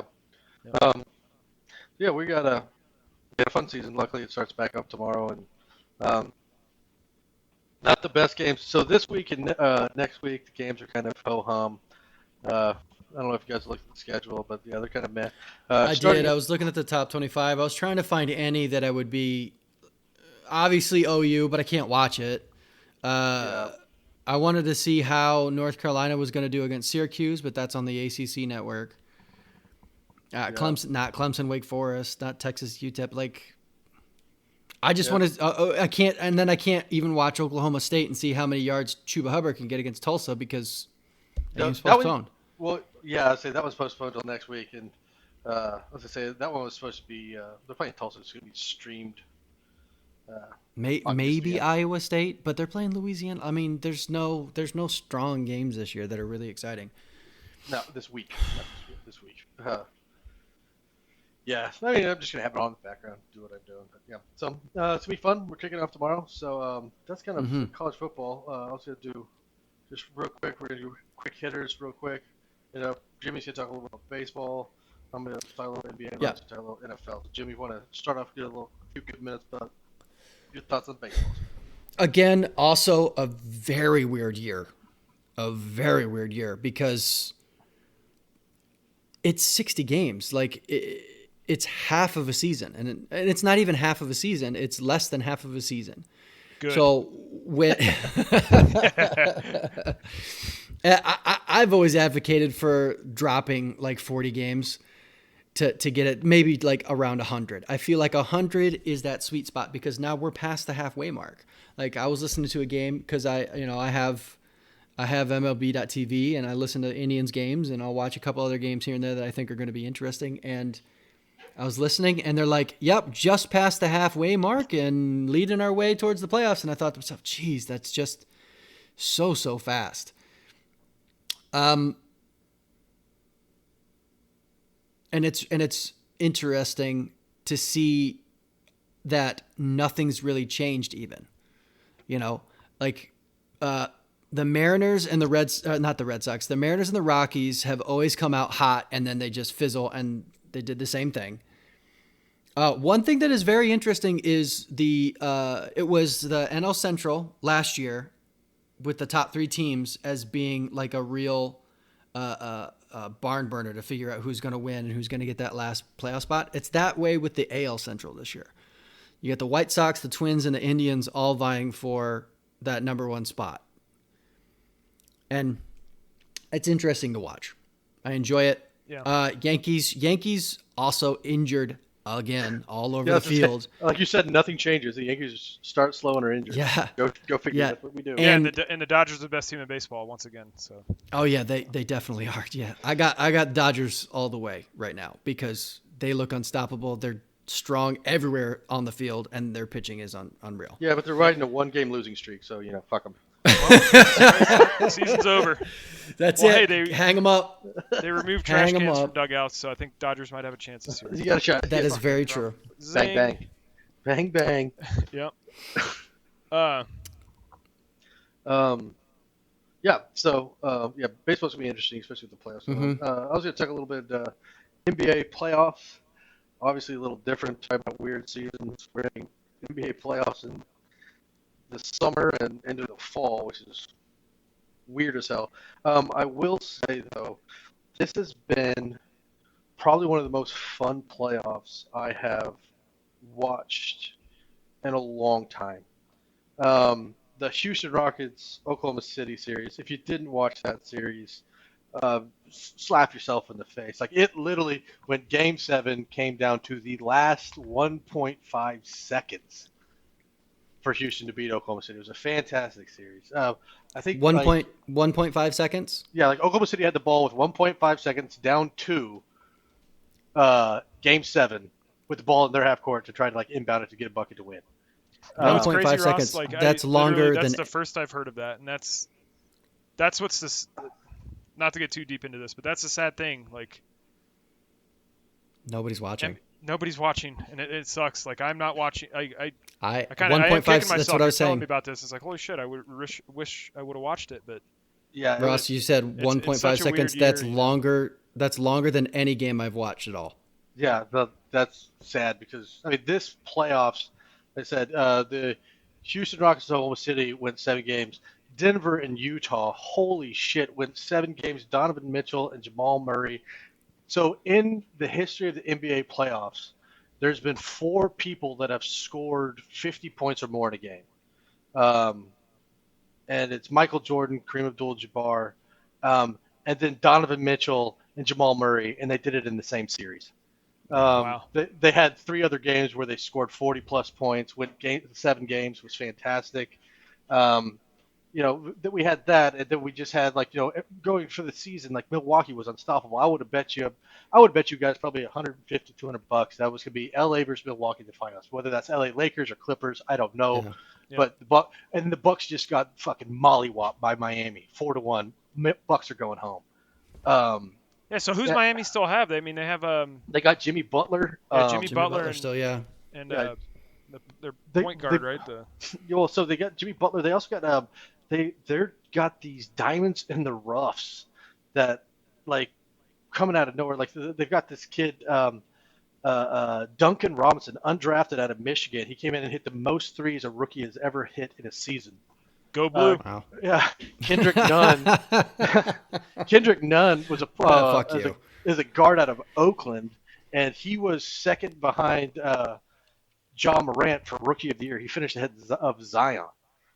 Well, they still have wow. the Phoenix's old point guard, right? The Serbian guy. Or Yeah, whatever the hell. Goran Dragic. Yeah, Goran Dragic. Yeah. Yeah, he's playing great. Jay Crowder, like they're a Ivan scrappy. Drago. Yeah, they're a scrappy ass team. Yeah, they just smacked the hell out of Milwaukee, sent them home. Right now, as we speak, Toronto and Boston are in Game 7. It's a 4-point game in the third quarter right now to go to the finals. So looks like we're going to get Miami versus either Boston or Toronto, and then LA versus LA more than likely in the Wow. Western Conference Finals. Maybe I need to start watching, man. I might have to watch that one. Yeah. So I will say, like, it's kind of the one thing that does suck is home court advantage. Obviously, isn't what it would. LA versus LA is gonna be cool. It'd been a lot cooler if it was in LA, obviously. Yeah. But the NBA is doing it cool where the whole bottom area is a screen, and then they project fans onto it. Like you could get on your camera and you could sign up to be a fan. Yeah, I saw that. Yep. And so when the Lakers are home team, it's only Laker fans on the crowd, and they you can hear them and everything. Boos. Even then, cheers, it's half capacity. right. So Hey, that's pretty. That's pretty cool though. That's Yeah. That is pretty cool. whoever came up with that needs a raise because that's it's you cool. gotta make something out of nothing and Yeah. somebody to design that and come up with a plan to put screens out there and pump sound in and all that stuff. That's pretty neat. So yeah, this Bitch, the playoff is Wi-Fi great. is insane. The last thing that can be interesting is they're talking about like not everybody's thinking about this season, but already for next season, like this basketball season is not going to end till the end of September into October, and that's when the next season starts. So they're saying that even the next season is going to be shortened. Like they might not start the next basketball season until January. Yeah, they gotta it usually starts in October. adjust somehow, right? Yeah. Yeah, but it's gonna be so. One thing that Jimmy, I know you're not a basketball fan, you will admit that the NBA free agency is probably one of the most fun things to watch. Like they go last nuts. year was great.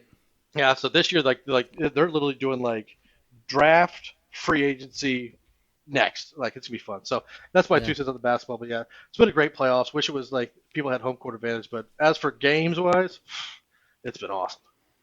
I do enjoy. Like I said, I do enjoy that there is no extenuating or outside influences that are having any sort of major factor on games. It's all talent down on the court or on the field or wherever. Well, and I will say, Jim, we've talked about like MLB and not doing it right, and how the NBA did it right. And one of the Houston Rockets players' house literally snuck a girl into his room in the bubble, and they sent him home. Rockets are still playing. They go, nope, you're done. Get out of the bubble. You're done. Kick your ass home. I was like, good. Yeah. That's what you should do. Yeah, MLB's locked it down. MLB's locked it down pretty hard. Yeah, There hasn't been anything. There hasn't been anything lately over the past like month or so. Yeah, they have done a lot better. I will say that. Yeah. So. Okay, NFL, I guess, right? Yeah, you got the NFL. So did you guys watch last night? No, I didn't watch. I did see the freaking. I was doing school. Jesus Christ.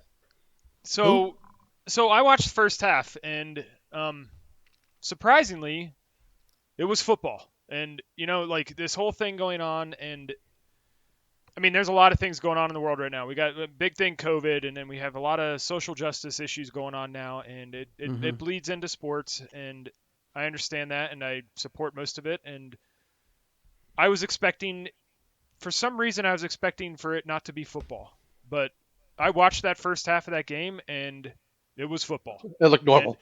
Yeah, it was like I fell right back into it, and Collinsworth and who's the old guy? I heard Collinsworth still sucked. Yeah. I mean, you know what? People hate on Collinsworth. I'm not a big Collinsworth hater. I think he does an alright. He's not. You terrible. watched the first He's half. better than Did Joe Buck. Collinsworth do a slide in? Oh, he Always slides does a slide in. This is a guy. This guy right here. Whatever he That says. Right? Collinsworth. Here's a guy. Slide in. Here's a guy. Yeah, there it is. Yeah. But you know what? Like it was good to see it back. It was good to see that the season started. I'm not a big guy I don't watch every single game. I don't have. I have the red zone. I don't have. You the watch more than ticket. me. I'll say that. You definitely Right. watch more than I do. I watch every Cowboys game. I'm a diehard Cowboys fan. No matter what, I'm watching the Cowboys. But watching last night, I watched the first half, and it was good to see football being back, and it seemed normal. And they had 30% of the fans there, and they were cheering and doing their things. But I will say, I tune into if I ever watch the Chiefs, I expect to see the Chiefs, right? And it was. I don't know if this is part of the thing that we talked about earlier about practice and knowing how to do things, and how much time has Patrick Mahomes had to get on sync with his receivers, even though a lot of them are still there. But I mean, the Chiefs really moved to a run game. They got this young rookie running back. I think he's out of LSU. Yeah, Clyde Edwards-Helaire. Yeah, and yeah, he looked good. But I will say I didn't watch the second half. I was kind of bored. and you know me, Ross. I'm this big, blue collar, like I love time of possession, and I love teams that run the clock, and I love teams that do that stuff. But when I tune into Patrick Mahomes, I want to see him run around like a crazy man, throwing the ball 90 yards down the field. But give me 500 yards and 6 touchdowns or go home. Yeah. So I mean, my perspective is I think there's a lot of stories in Texans. the NFL that are still valid, and they're still you got Tom Brady on. That's a huge thing. You got Tom Brady on the Buccaneers. That's probably the biggest one. We'll say Tampa Bay in general. Yeah, Tampa they Bay are in a general is totally very different interesting. team. You got your new coach. What's the coach's name? The Arizona guy? Kingsbury. No, the old Arizona head coach.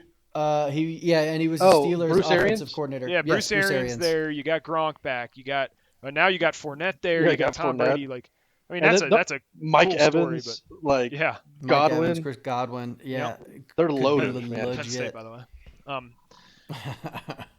Just throw that out there. But Tom Brady, Michigan. Just throwing that out there, right, Jim? Go blue. Big blue. Sorry, I blacked out for a second.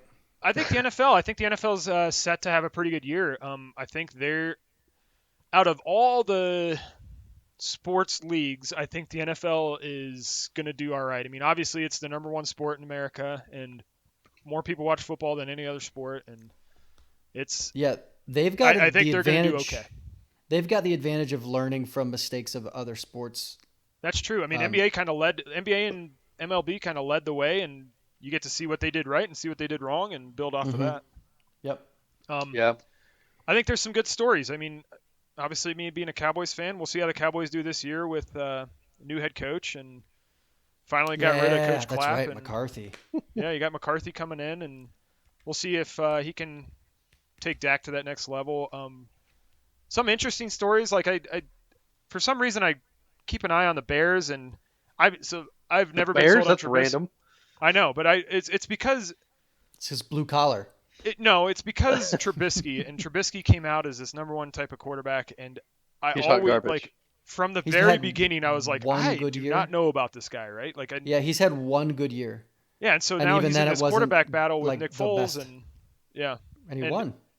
Yeah, and he won. He's the quarterback for Chicago, and I want to see how that works out and see how soon they pop Nick Foles in there. And I just, Cowboys play the Rams this year in the Rams' new stadium. It's going to be interesting to see. Or they play them this Sunday night, so it's a big primetime game, and I'd like to watching that one. Yeah, I'll definitely. Obviously, I'm watching that one, but yeah, it'd be good to see the numbers on the NFL, and I don't think their numbers were very good last night. It's Thursday. Once again, people had no idea that football even started. Yeah, I was gonna say. Somebody reminded me the day, hey, football's on tonight. Oh yeah, that's right. Right. Yeah, Ryan, I agree with what you're saying. I think one of the big things, those stories that's gonna be interesting to watch is Cam Newton in New England.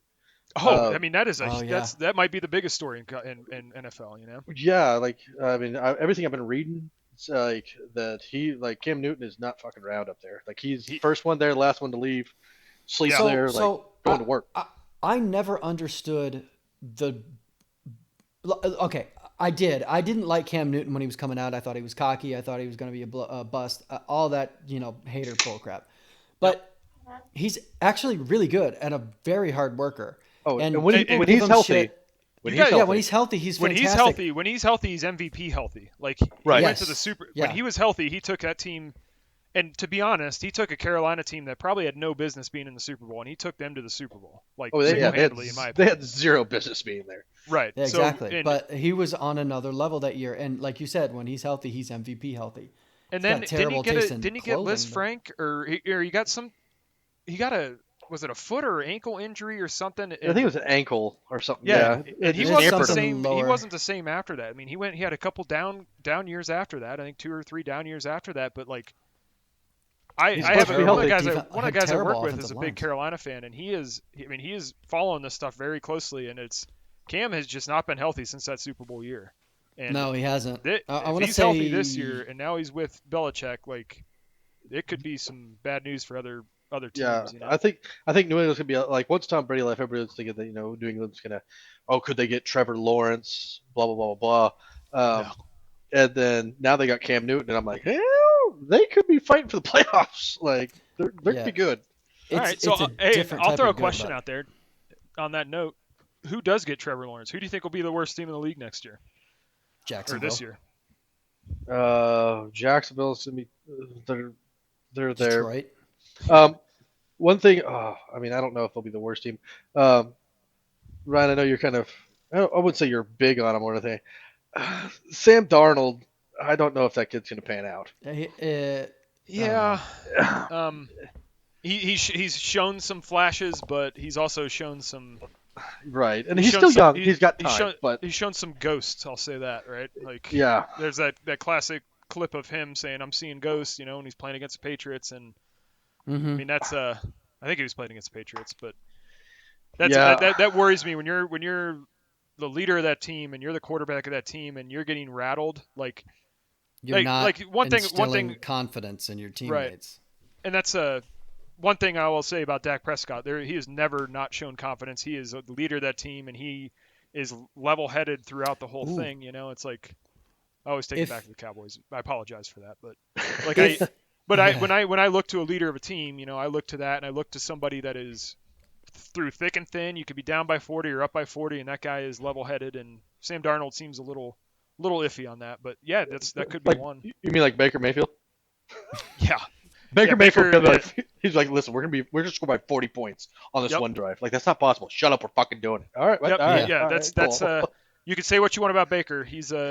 That's a leader. Like he took a team full of, and I don't want to say divas, but I mean he took a team with a bunch of personalities, and he did his best to lead that team. And I mean Cleveland could be really good this year. I always said when he got drafted, people were high on Cleveland that year. I have some Cleveland friends that were just like, "This is the year." I'm like, "Hey, pump the brakes. Give Baker 2 or 3 or 4 years." You realize who your head coach is. Yeah. Like that was a major Cleveland move. Yeah. When they didn't retain Greg Williams, who had all that success with Baker. They won with Baker. I think they finished the season 5-2, didn't they?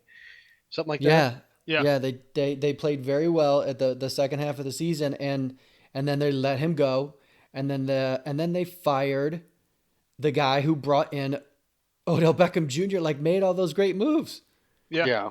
Their that was GM, a weird one, like, and I don't know behind the scenes. Like I heard he was Baker's guy. Like, and I don't want to say Baker's choosing his head coach, but like him and they worked. I forget his name, he but was him and their Baker were OC, good old boys. Freddie Kitchens. Freddie Kitchens. Yeah. I feel like Freddie him Kitchens, and Baker had a relationship, and it just didn't translate to the rest of the team. But So looking at this, and so it's gonna be interesting because we keep saying Trevor Lawrence, he's gonna be the number 1 pick, and there's a good chance he is. But I mean, I don't think that the worst team in the league is gonna draft him. I think they're gonna trade because the Washington football team, or whatever the hell you want to call them. I mean, another story. There you go. Yeah, they're 3-13. Yeah. Okay, I mean, granted, Dwayne Haskins in his second year, but they always call it a sophomore slump, but they don't have a lot around them, so they could be trashed. But I mean, if they get the number 1 pick, obviously they're not taking Trevor Lawrence. They got Dwayne Haskins. I don't. To me, that's not obvious. Like, not knocking Dwayne Haskins or anything. I think he could end up being a pretty good quarterback in the NFL. But if Washington goes 2-14 next year, like they will definitely be looking at Trevor Lawrence. Well, that's true. I'll tell you. I guess Arizona did it with Rosen. Josh Rosen. Yeah. They drafted Kyler, and I guess Rosen actually now just got picked up by Tampa, and is going to sit behind Tom Brady. Yeah, So that's good for that guy. that's the anti. Jesus, who's Green Bay's? Listen, I'm sorry, it's my first Aaron time. Rodgers. Yeah, so that's like the anti-Aaron Rodgers story, right? Like Aaron Rodgers got drafted late in the first round and said, "I'm going to make everyone pay for doing this," and he ends up being an all-timer, right? Yeah. Like he's a first ballot kind of guy, and Josh Rosen Rosen was like, like, I think I Drew remember Rosen- the 9 people drafted Rosen. ahead of me. Yeah, Josh Rosen said it, and now he's absolutely garbage. right now he's bounced around Mhm. 2 teams, and now he's back up. Yeah, Couldn't Yeah, he couldn't beat up he couldn't beat out Fitzmagic. yeah, But it's Right. Fitzmagic, so. Yeah. So So I have a prediction, and I'm never right on my predictions when it comes down to free agency or personnel moves, but I'm going to throw it out there, Hail Mary. And this team did it before. They tanked for Andrew Luck, the Colts. the Colts. yeah. They did pick up. They have their quarterback, fucking Jesus. They got Phillip Rivers. They got they got Phillip Phillip Rivers, Rivers but now, like- he's But that was only he- it's a 1-year deal, right? it's a 1-year Yeah. deal. It's a 1-year deal. They I got a think Phillip young, Rivers, talented team, though. You got to remember, like Colts went to the playoffs last year, and they Their actually looked offensive, like, yeah, their offensive line is very good. Defense got very good. they had the defensive rookie of the year, I think, last year, right? Their Yeah, middle their linebacker. Mm-hmm. By the way, the Colts did not go to the playoffs last year. No, Oh, okay. They went, Okay, they went they weren't 7-9. bad. They went 7-9. Not terrible, but Yeah, not I terrible. thought they finished like really hold on. well down the back side of the back half of the season. You like them back halves of them boys, huh? Yeah. Them tight pants, you fat. All I know is they beat the Cowboys later in the season. Yeah, Or was it right. the year? Was it No, the season before? no. Ryan, with Jacoby Brissett. No, they did. They did finish really strong. Loss, win, loss, win, loss. They finished solid, man. You know what? You got all these stats. All right. They started 5-2 and finished 7-9. Yeah, maybe it I was a thinking big deal, Maybe I was 'cause thinking the year remember- before that. So it was the year before that. I think they made the playoffs. Yeah, they year made the before playoffs. That was Andrew Luck's last year. Yeah, that was Yeah. yeah, and they went 10-6. Yeah, they did do good that time. Okay. But yeah, that's last so year that's so I misspoke. But Yeah, Finished I real think solid. by only 12 months. I'm gonna say I'm gonna say the Colts. If they can, they'll probably try and trade up to get Trevor Lawrence. Yeah, that's it's going to be interesting to see because I don't make well, actually, I really love making big predictions, but when's the last time we saw a quarterback that is as much of a lock as you think that Trevor Lawrence is? Like, I mean, Andrew Luck. Andrew Luck, yeah. Andrew Luck, and before was. Andrew Luck, it was Peyton Manning, right? Like, you Mhm. have these guys that you just know are going to be, stud quarterbacks, and you take injuries out of the equation. Andrew Luck is a first ballot Hall of Famer. He, in my opinion, if Andrew Luck could have stayed healthy his whole career, he's going to have at least one Super Bowl. He probably would. Yeah, Yeah, I just he think just he's that couldn't get type of- healthy. yeah, because he's what you want in a quarterback, and I think Trevor Lawrence will kind of follow in his footsteps. But Jimmy, you might be Nostradamus on that one. You might have called that one out, and maybe It's How the tough though Colts because get the to- Jaguars are clearly going to be. I think the Jaguars are going to be really bad.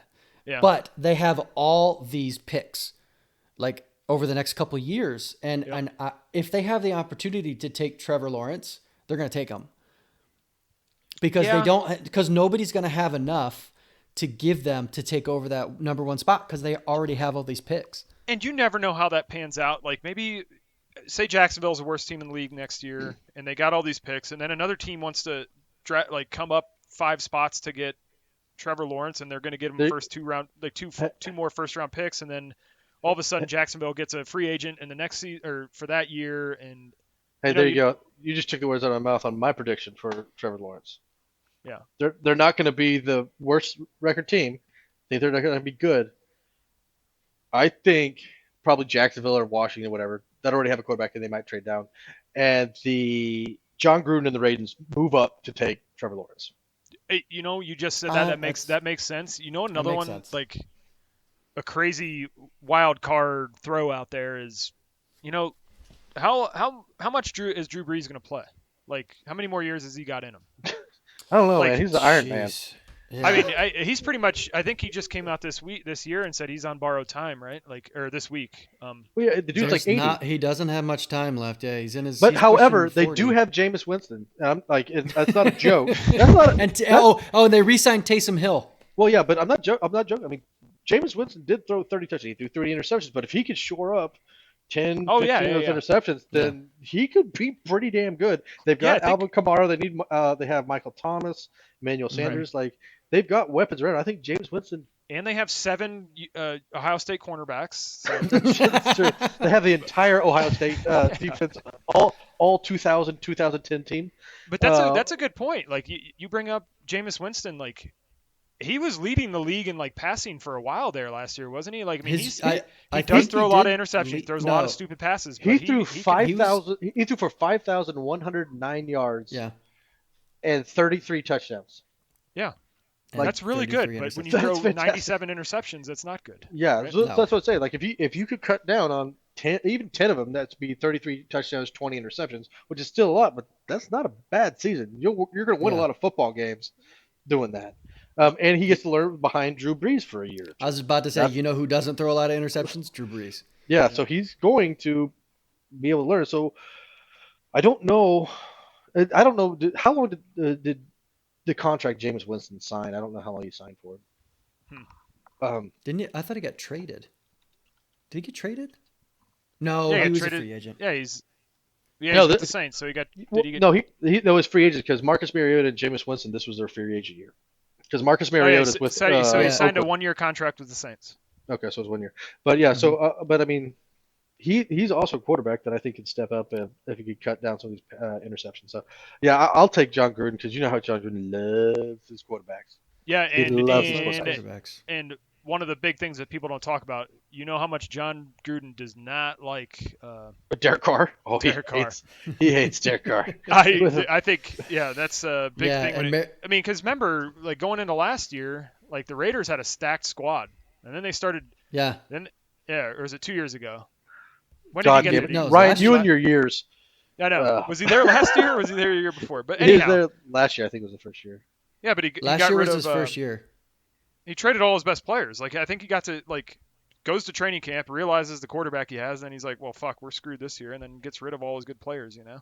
Well, yeah, so he's done so much better. He's got Derek Carr as a starter. His second is Nathan Peterman, who might be the worst quarterback to ever step foot on an NFL field. He's got Marcus Mariota, but Mariota's on IR, so he's really got no choice right now but to play Derek Carr. Or he could play Nathan Peterman, tank the fuck out of the season, and go get Trevor Lawrence. Yeah, maybe he can get some trade value out of Derek Carr. You know, maybe somebody's looking for him, but maybe somebody's blind and never watched a football game, and they will trade for him. But I will say, Jimmy, the Colts will never, ever draft Trevor Lawrence because they have Chad Kelly on their practice squad, and he is the next Peyton Manning. Breaking into houses. You know what they need to do? By the way, they need to go back and bring Chad Kelly story here in Denver is a pretty funny one. Isn't that the one where was at a party and broke into somebody's house? Yeah, I think he went to a party with his teammates and they kicked him out of the party because he's a fucking asshole, and then he took a cab, or they sent him on an Uber and he left, and then he took another Uber back, and then he went into the wrong house and fell asleep on the couch, and yeah, the guy's a piece of work. I don't understand how he's still on an NFL roster. That doesn't make any sense. You know what? I can understand. The bad thing about Chad Kelly is I think he, talent-wise, like arm-wise, he might be one of the better quarterbacks in the NFL, and that's what everyone says. When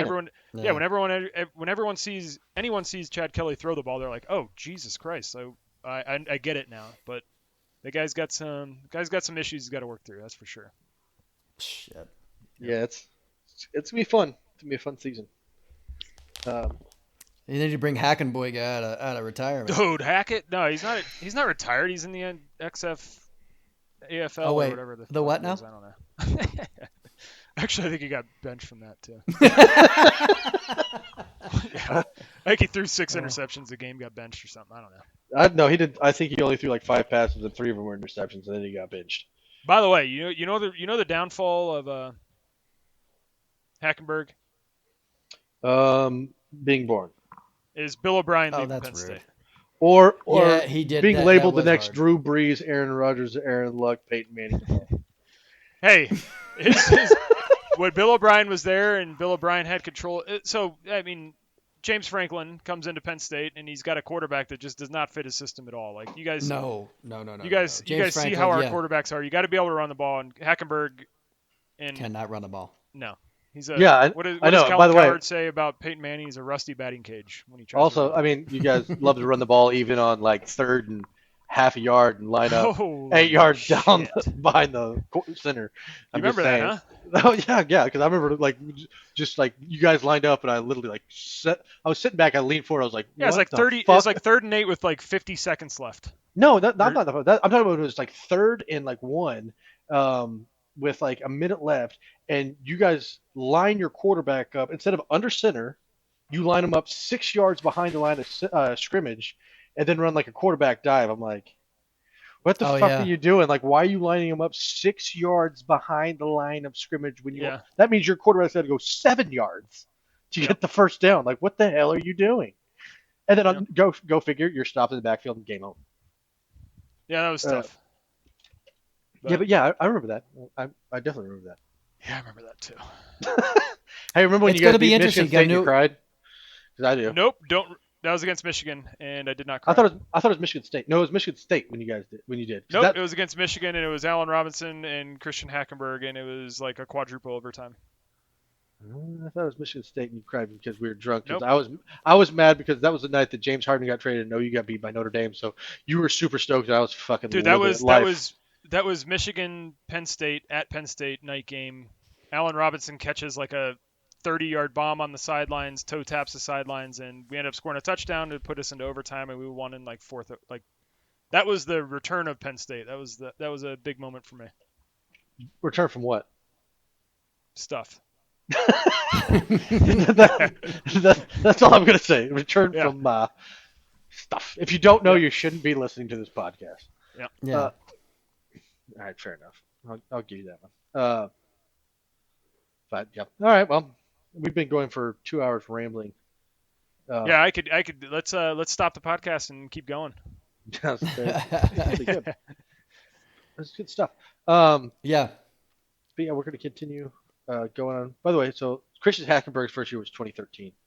I was just looking at it. Yep. Threw for 3,000 Yeah, that yards, was- 20 touchdowns, 10 interceptions. Yeah, Yeah, it was 12 was was that Bill O'Brien's first year? No, I think Bill. 12 Go was, ahead. well, I'm looking at it. Hold on a second. I've got it up here. Yeah, so Bill O'Brien was there 2012, and you guys had Matt McGloin. McGloin, that's right. Also, 'cause I a remember- Raider for life. He spent a lot of time at the Raiders. He actually did. didn't he? Got benched in the and XFL. he's actually pretty good for being a. Yeah, nobody was yeah. expecting much from him going on. No, he was a gamer. Yeah, Yeah, and then I do Christian remember him. Hackenberg had one season where he threw for 2,900 yards, 20 touchdowns, 10 interceptions, and then he went to absolute dog shit. Yes, because then Bill O'Brien, he did 2 years at Penn State, and then he went to Houston, and Yep. we brought Franklin in, and Franklin is he's not a Christian Hackenberg type of system guy. You know what I mean? He's not a pro Yeah. style I system, mean, and we saw the this downfall of year's- Christian Hackenberg like live on TV when Franklin got there. But I mean, Franklin also produced some pretty good quarterbacks. So, a good The- quarterback. Yeah, I was gonna say, Yeah, I mean, the 4 years after that, he had a guy. yeah, well, This No, year's going to be no interesting Lincoln Riley, but with, whatever. with the yeah. This year's going to be interesting. It's the first year with your new OC, except you're not playing, so it doesn't matter. yeah, I was Right. gonna say, I was like, So yeah, we can like that was like the excited me about Penn State football this year is Mm-hmm. our offense struggled last year. We have running backs out the wazoo. Like I mean, one of ours just transferred to Old Dominion or something like that. Ricky Slade, who I was really Yeah. high on a couple yeah, years so ago. he did good. He did really good, but he didn't do as good as the three other guys ahead of him. That's what like Penn State has really created a stable of running backs there, which is really good. So I was glad to see him go, and actually he gets to play this year, so that's good for him. Yeah. Yeah. Yeah, Anyway, But bringing in the new offensive coordinator, Sean Clifford's our quarterback. He at times last year looked like he needed help. And yeah, I was gonna say he seems like watching him play last year, because I mean, obviously I watch you guys when you're on. He seems so much like a boom or bust. Like Yeah. there's some times that like he looks like a world beater, and I think it was like maybe it was Maryland or something. He made some throws that I was like, what the fuck was Yeah. that? Guy's a gamer, and but there's some games he looks like absolute shit. Yeah. You know. Yeah. So yeah. It's- Well, I think I don't know who you guys else have coming quarterback. Do you guys have one coming in? Yeah, Will Levis. So Will Levis is like the Arnold Schwarzenegger of quarterbacks. He's like he's a weight room guy, and he's just like I don't know if you remember last year, Jimmy, but Clifford got knocked out of last year, and we brought in it was huge. Will Levis came in. Yeah, I and remember he we had like 2 or 3 drives, right? Yeah, against Ohio State. Yeah, I remember that.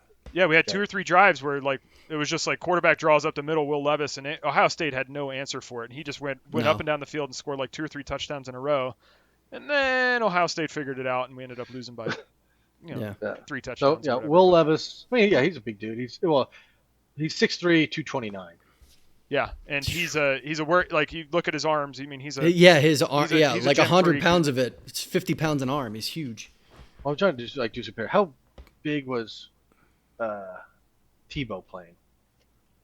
I think he's like 6'2", I about think there, he's about 6'2", listed about 6'3".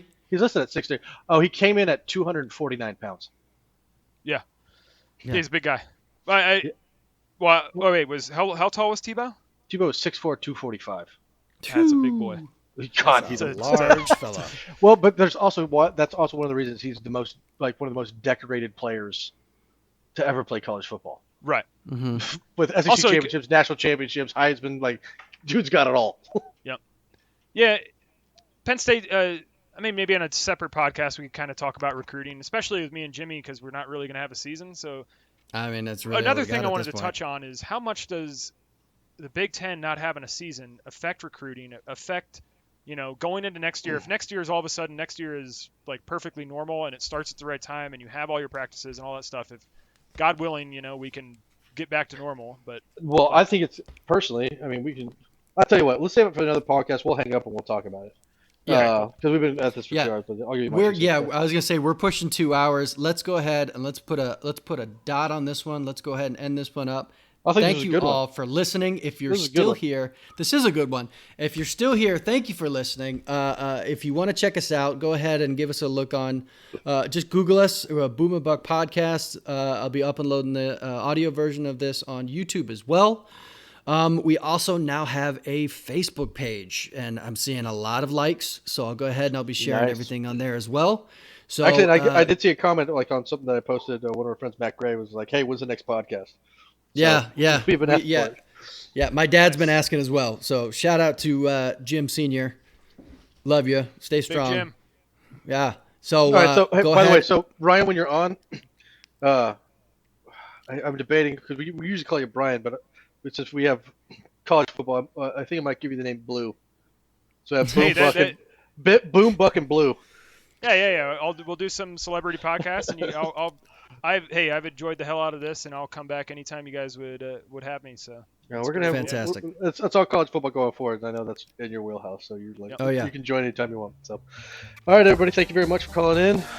All right. We out. Deuces. Bye.